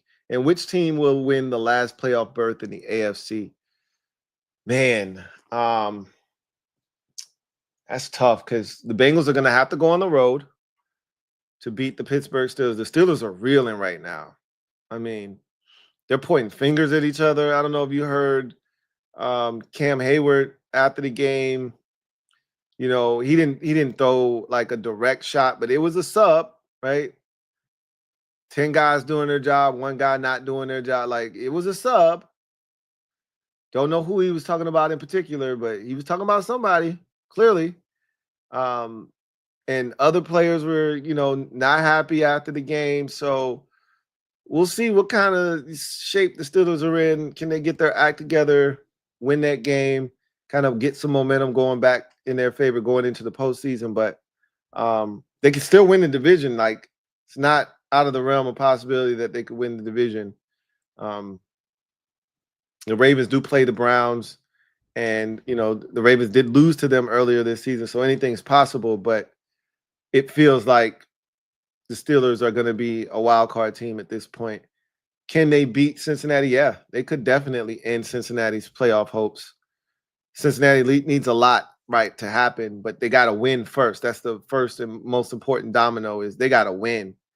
Then you can worry about all the help that they need to try to get in. But as far as that last playoff berth, I still see it being Denver's to lose. Like all they got to do is win at home, and I get it. It's Kansas City, but the Chiefs aren't going to be playing, a good chunk of their starters. There'll be some guys in there that are starters that will play in that game, but I just, like I said, the Chiefs don't have anything to play for. Carson Wentz is starting that game, and a lot of their, big time players probably won't be in that game. You played 3 games in 11 days, and you feel like, now we're gonna rest some dudes. So the only danger in that is you don't play these guys in week 18, then you get the first round bye. You just came off of playing on a Wednesday. So what are you're talking about damn near a full month these guys haven't played, in an actual game. That's pretty tough. You know what I'm saying? So that's the only thing that you worry about. You might want to throw your dudes out there for a quarter or two and then take them out. But, certain guys, they just not going to see the field at all. Like Mahomes and Chris Jones, them dudes ain't seeing the field at all. You Denver, you got to take care of that. If they don't, I think Indianapolis will. Like that, they're the first team up. Should the Broncos falter, I just don't see them losing to either New York or Jacksonville. I just don't. And they got Jacksonville at home. They already went to Jacksonville and won already. Or I think they actually lost at Jacksonville, excuse me. But they're going to beat them in Indy. And they're going to beat the Giants with Joe Flacco at quarterback. So it's either the Broncos or the Colts as the 7th and final team in the AFC right now for me. Mr. Pink, thank you for the super chat. Greatly appreciate you. Mr. Pink writes, Happy New Year. Likewise. Same to you, man. Same to you. Praying for a clinch tomorrow or today if you're on the East Coast. Likewise. So am I. Like, this is where you want to be. This is the opportunity you want to be put in front of you, and now you need to seize it. Seize the opportunity. I'm excited, man. I cannot wait. But I'm going to enjoy the football tomorrow, right? Being able to watch all the games going on. And so many of them have already been played. Literally, we had 2 on Wednesday. We had 1 on Thursday. We had 3 today. So 6 of the 16 games already been played. Then you have that full slate on, Sunday afternoon. You get to watch all of those. And then we cap off the Sunday activities that night. And then you got the 1 game on Monday. So I'll be able to watch just about every single game that is available in the 1 and 4 o'clock hour. That's rare for me. So I'm excited about that. But I'll be locked into the Tampa Carolina game, even though I don't have any confidence in Carolina, right? I'll still be locked in though, So yeah, I don't really give a shit how we clinch. I just want to clinch, but obviously I would prefer us to play well, beat Atlanta, and clinch it that way. Like if I had a choice, let me get Carolina taking care of business in the 1 o'clock hour and putting that whole thing to rest. But even if they did that and we went into that game knowing we were in, I still want to go out and beat Atlanta, and make a statement. So I want 11 now. I'm greedy. I want 11 now. We've been breaking all these records and these streaks this year and putting a lot of stuff to rest. Time to put this thing to rest, right? Let's win 11 games and put yourself in a position where you can, win potentially 12, right? That's where I'm at with mine right now. So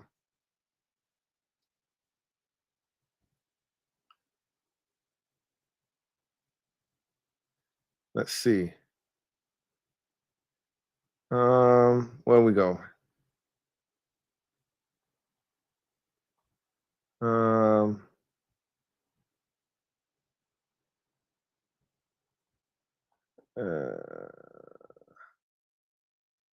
See. Comasel Brown writes, and when May went into the tent, Mother effer betters was like, get your ass back out there, man. True. This is what our world has become. LOL.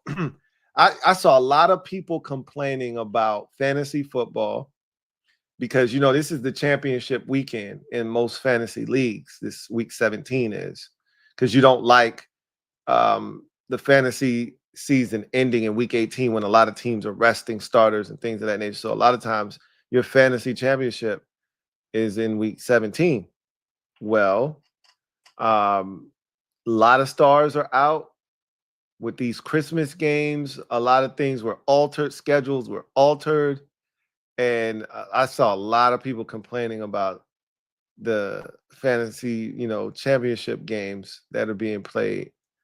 And how kind of not fair and, you know, all these stars being out. And so I saw a lot of that. And then obviously there's always a betting aspect to everything now.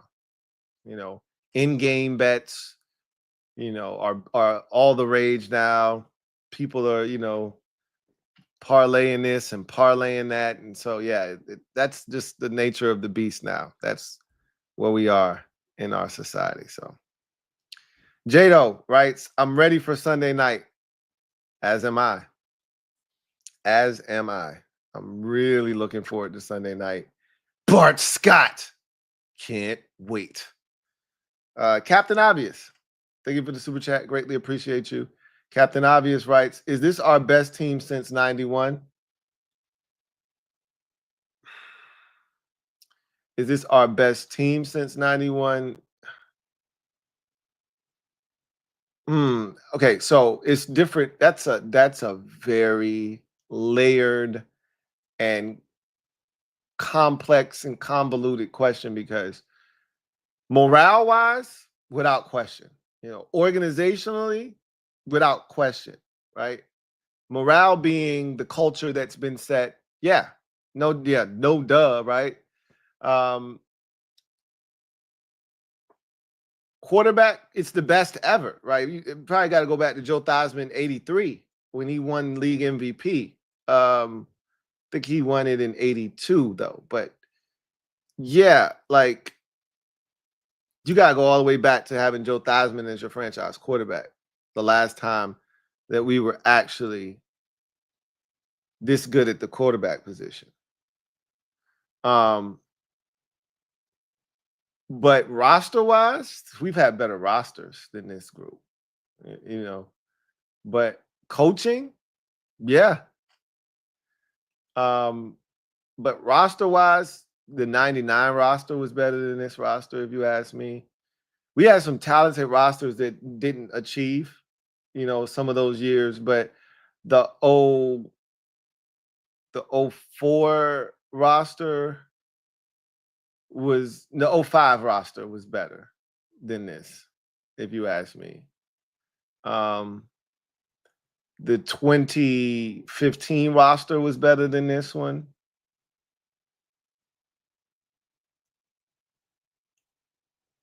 I think that's the last time I felt like we actually had a really good roster, 2015 and 2016. But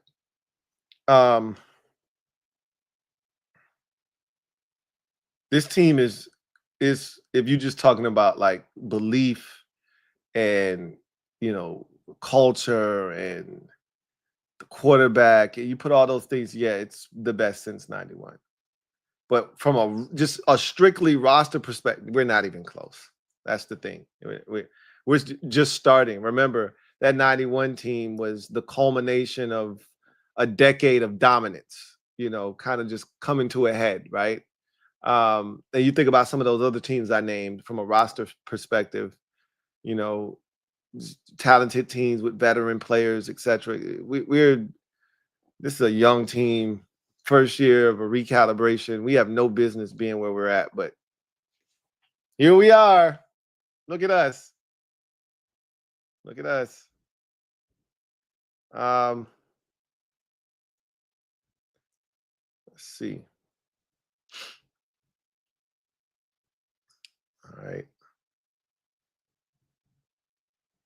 DCJ says, when skins get in, I'm not worried about any of the playoff teams, but I feel the toughest matchup is Green Bay. Agree? I don't know. I like the way they're playing football right now, but we get to see them up close and personal tomorrow because we're not playing, so we get to watch that Minnesota Green Bay game tomorrow. That's going to be a lot of fun. If they go into Minnesota and beat the Vikings, yeah, I'm going to start to think that maybe the Packers are the most dangerous team in the NFC bracket because they've got the playoff experience. They won a game last year. They're not afraid to go on the road. Obviously, we saw that last year. They should have beat San Francisco in that game, and they just maybe lacked the experience to get it done and close the show there. But now this time around, they might be like, nah, we know what we got to do. And they played Philadelphia before, so like if it came down to something like that, they may be able to get it done. Like, I mean, let's just say that they don't win against Minnesota, and we end up with the 6th seed, they end up with the 7th seed. Do you think they're incapable of going to Philadelphia and beating the Eagles? Because I damn sure think they can go to Philadelphia and beat the Eagles. I'm not saying, I'm just saying, right? So we'll see, right? We'll see what happens. We'll see what happens.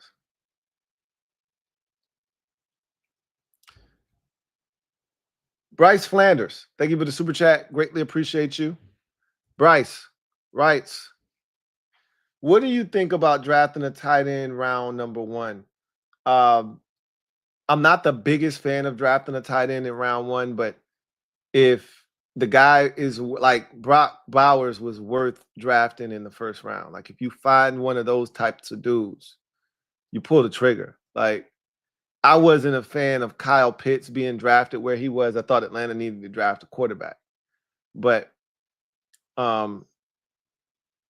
generally, I'll tell you, of all the positions, tight end is one of the few where if you draft him in the first round, a lot of times you don't get the return on investment a lot of times on first round tight ends. Like TJ Hawkinson was drafted in the first round by the Lions, but before it became time to pay him, they traded him to Minnesota, right? Like, hey, not that he was a mistake, but like, yeah, not really trying to pay him.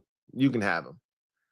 Eric Ebron, first round tight end. Like, yeah, I'm good on Eric Ebron, right? Like most tight ends, like you can find really good tight ends in second, third, fourth, fifth, et cetera, right? Like, now, again, know what you're looking for, know what a guy is worth, and understand what he brings to the table, what the value is, and then you draft accordingly. But, I mean, did you not see Trey McBride tonight? I know a lot of Commanders fans who wanted Trey McBride in the draft 2-3 years ago when he was coming out of Colorado State. I know at least 3 Commanders fans that were hell-bent on drafting that dude. Like, yo, Trey McBride is the guy. I'm telling you. Trey McBride is a beast, okay? That ain't a first-round pick. The Lions tight end, beast. That ain't a first-round pick.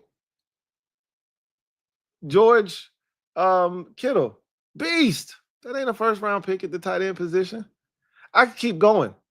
You look at the best tight ends, Travis Kelce, not a first-round pick. Like, we keep going, and you'll be hard-pressed to find a first-round pick tight end that's like, oh, my God, he's killing the game. And I'm not telling you that they're not good. The Bills have Dalton Kincaid. He's really good. That's a first-round pick. And I'm pretty sure we could pull 2 or 3 more dudes. Like I just said, Brock Bowers, in 2 years, probably best tight end in the NFL. That's a first-round pick. But for every one of those dudes, you'll find 2 or 3 dudes that were drafted 2nd to 5th round that are just as good, if not better. And that's the thing with the tight end position.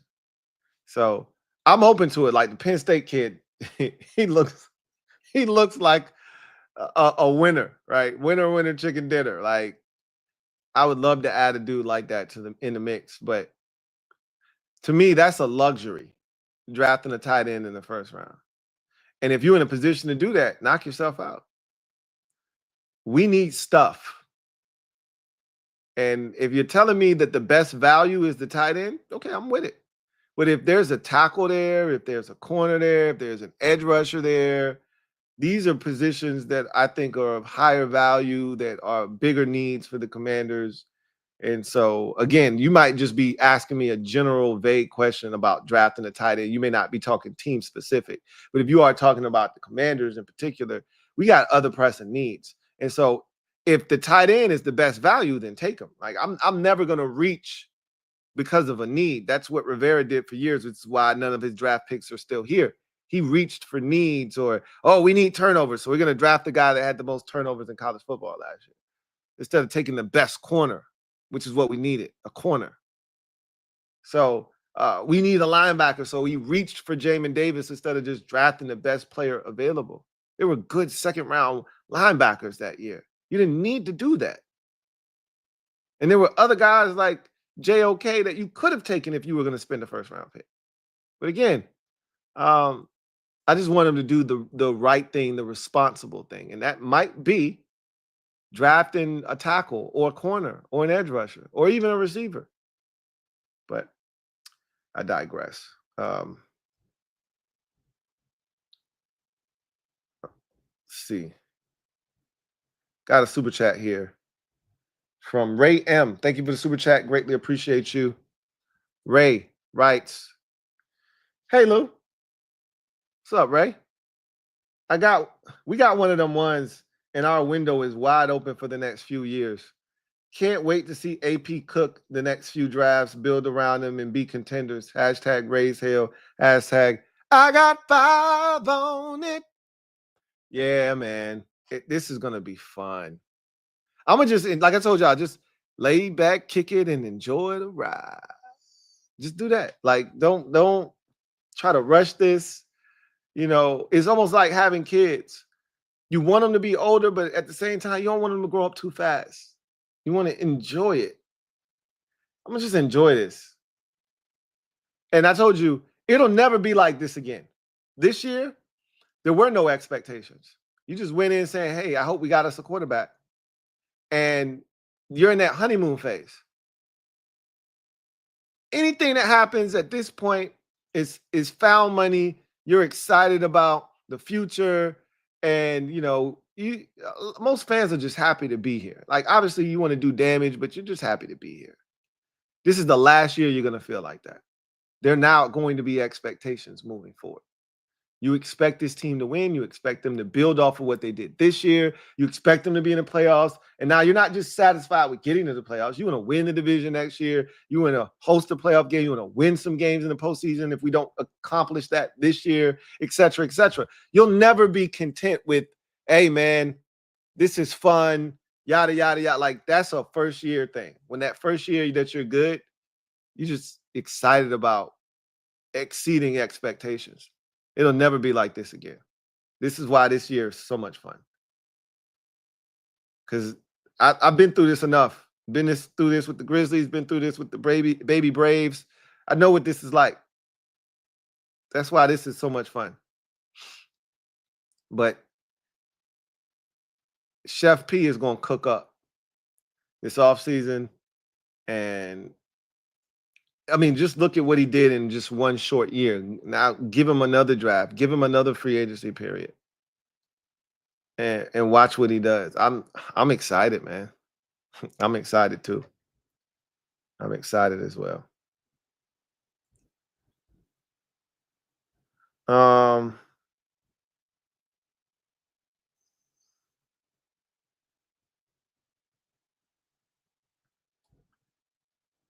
John Wynn says, I was expecting McBride to make a game-winning touchdown for Arizona, but I'm like, bro, why would you turn your body around very late when you're at the 1-yard line? Ridiculous. That wasn't on him. That was on Kyler Murray. That was on Kyler Murray. Kyler threw that ball way too fast before he even got his head around, threw it 120 miles an hour, and threw it at the man's head. Instead of where he was going, he threw where the ball to where the man was at. That's a no-no. Red House, not Roadhouse. Thank you for the super chat. Greatly appreciate you. Who writes, Pickett apparently bruised his ribs last week. We talked about that. I know I talked about that with LB. We were the more physical team. Like I said, both your quarterbacks almost didn't make it out of the game. Hurts didn't, and Pickett barely made it out of the game. You know, I thought we were the more physical team of the two, last week. So yeah, Pickett isn't 100% himself, but he's healthy enough to give it a go this week against Dallas. So,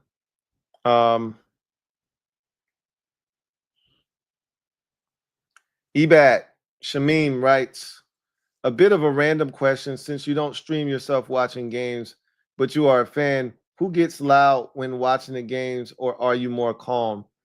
It just depends.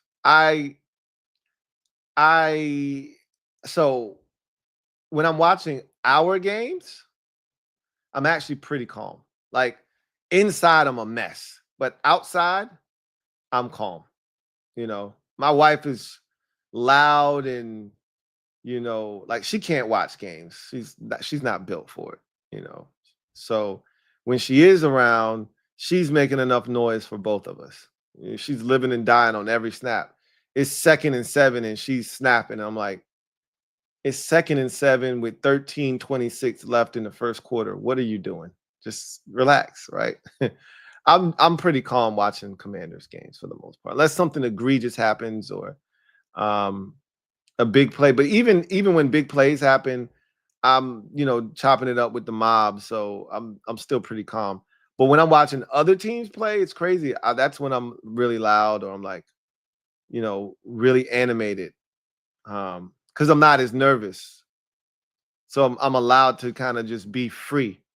But when I'm watching our game, I'm just like, I'm hyper focused.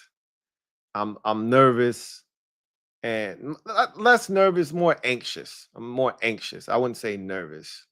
That's not the best way to describe how I feel most Sundays when I'm watching the fellas. It's more of an anxiousness. Like if I expect us to win, you're anxious because you want them to do what they're supposed to do. You know, if we're the underdog, then you want them to play that underdog role well. So I'm pretty calm. I'll say that. I'm pretty calm. Just George. Thank you for the super chat. Greatly appreciate you. Just George writes, what's good, Lou? What's up, George? Only teams I worry about in the playoffs are Philly and Detroit. Also, I was born in 96. We never been this good in my life. # feels good. Feels good. Feels good. Yeah, I mean, the teams that I named, you wouldn't have been probably old enough to really like grasp and comprehend how good some of these teams were. Obviously, you were 3 in 99. That was a really good team. That was the best chance we had to make it to the Super Bowl in the last 25 years. That 99 team. We should have beat Tampa Bay. We would have been in the NFC Championship game. We would have been playing the greatest show on turf. And I'm not sure that we wouldn't have beat them. I don't think we would have beat them, but you couldn't convince me that we couldn't beat them. But we never got that shot. But that was a good team in 99. It was, to me, the best team we've had over the last 25 years. But 2005 was a good team, but Brunel got hurt late in that season. And we just didn't have enough talent either, But that team was dangerous, 05, because that was a good defensive team. So you had a shot. 2012, they were okay. That wasn't a great roster. That was really Robert and, Alfred Morris and Shanahan scheming it up and kind of Robert taking the league by storm. But we weren't super talented in that year.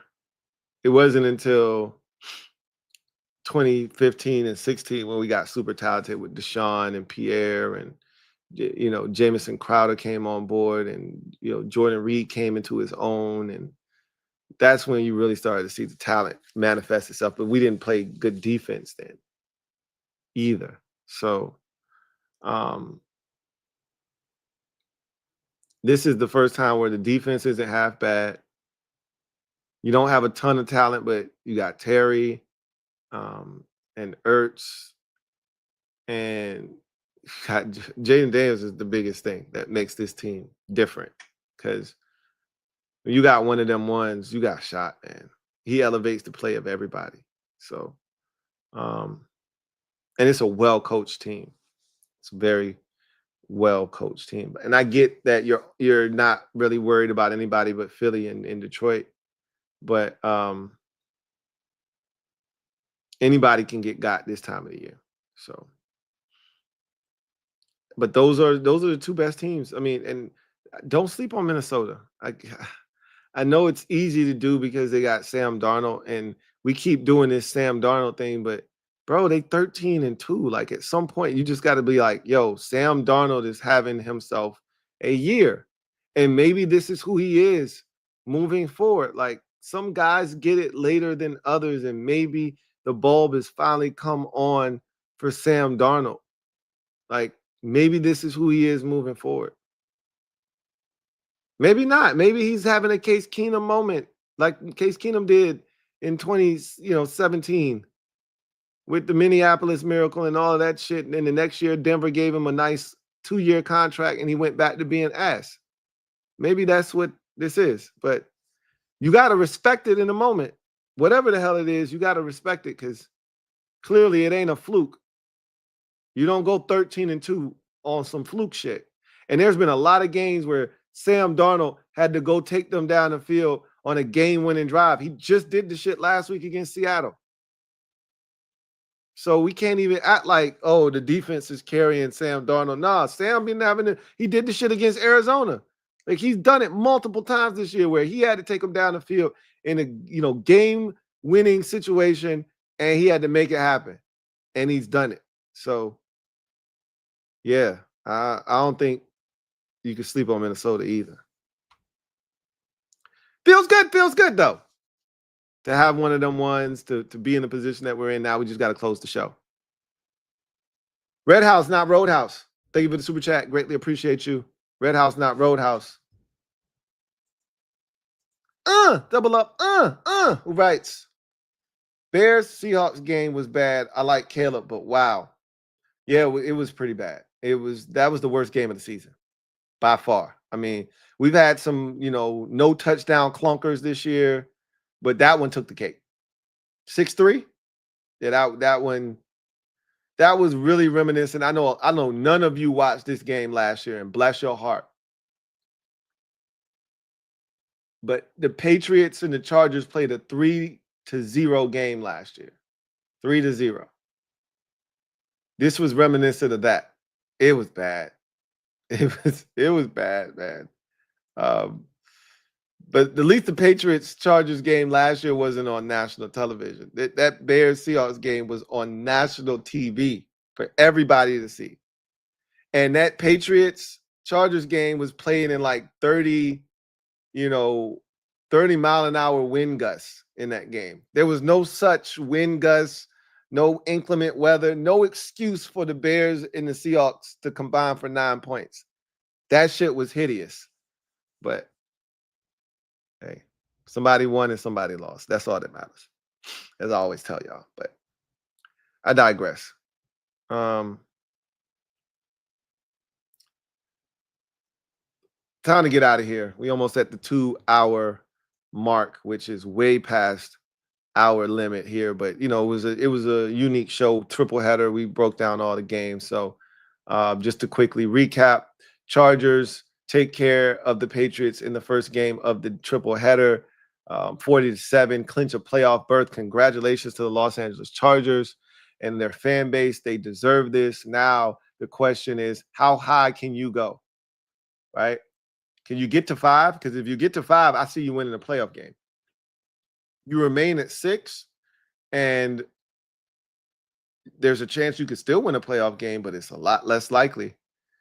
You play Buffalo, you play the Ravens. We've already seen you play the Ravens once this season. It did not go well. I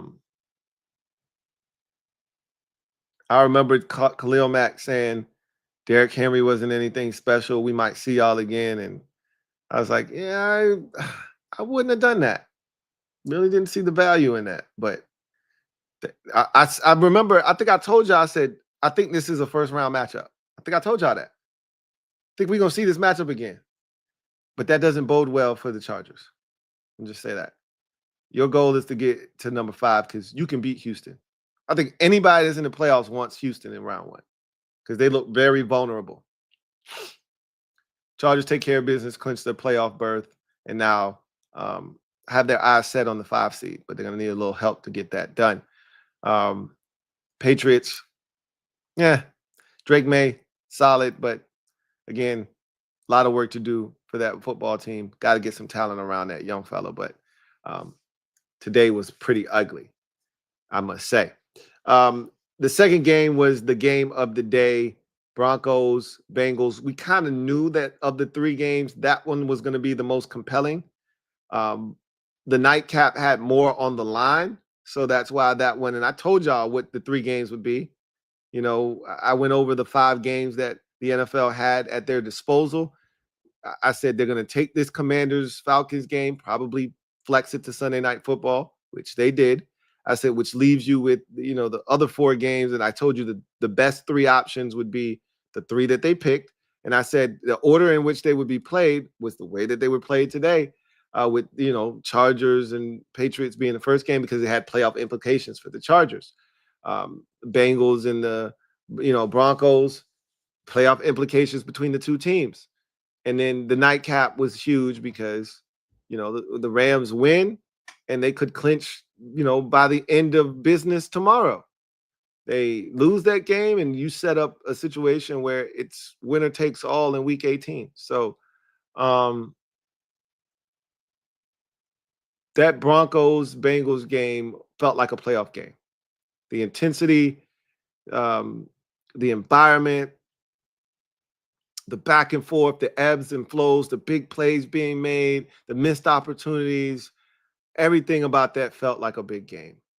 They did not disappoint. Go to overtime. You have the dramatics in overtime, the missed field goal, then the T. Higgins catch, and then ultimately Joe Burrow saying, I got to do this myself, and throws the touchdown pass to T. Higgins, his 3rd of the game, to secure the victory 30-24 in overtime. Bengals get to 500 for the first time all season. I don't think they've been at 500 at any point this season. They started off the season 0-3 or 4 and never really rebounded from that. Well, here they are at 8-8 now. Joe Burrow has put this team on his back. And can he complete what would be one of the greatest resurrections we've seen here in recent memory by leading a Bengals team that we left for dead several times over a month ago to the postseason somehow, some way? Well, this was a huge step in that direction with the 30-24 victory.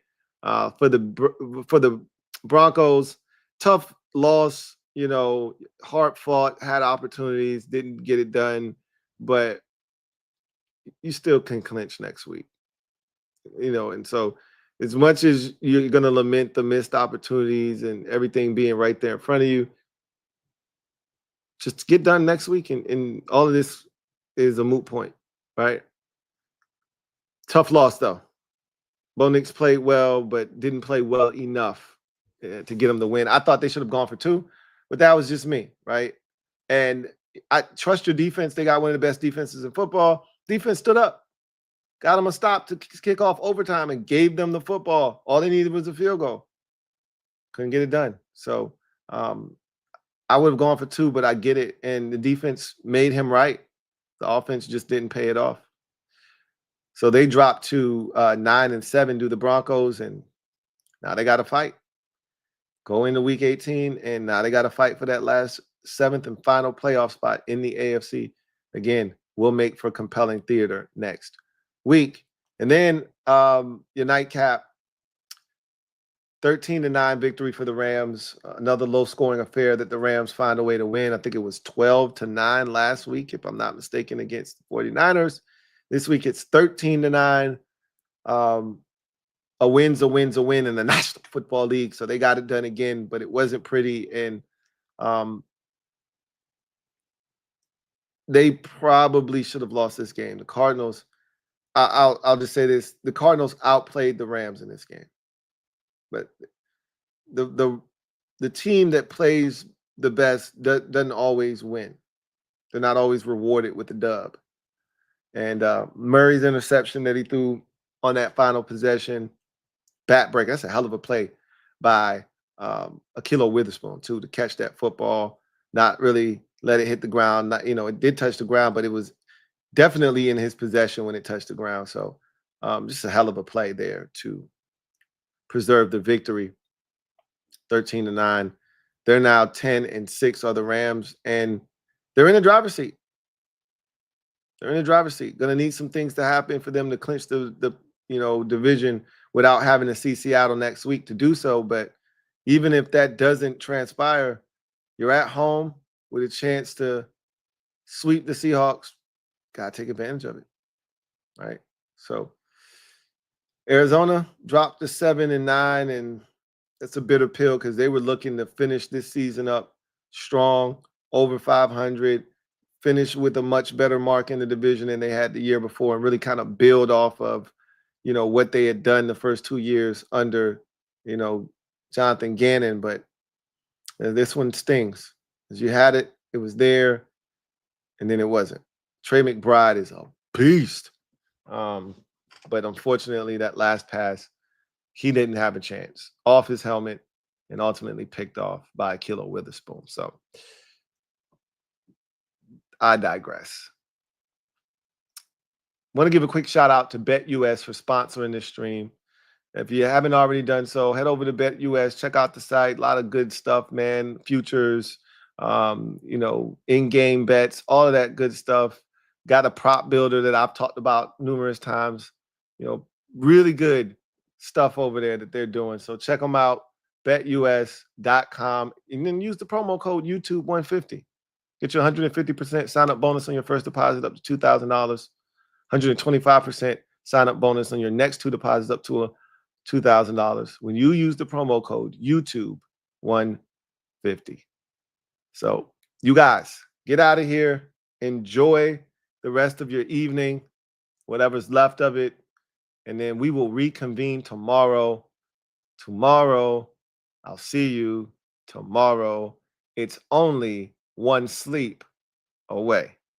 So tomorrow's a big day. Rest up. Hopefully we'll be celebrating into the wee hours of the morning of this team going to the postseason. I'm going to rest up and get me some energy just in case they do the thing that I expect them to do.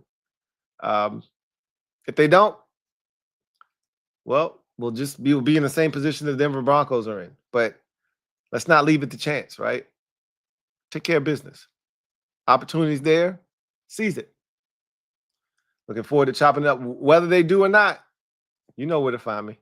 So anyway, I digress. You guys enjoy the rest of your evening, and I will see you guys next time.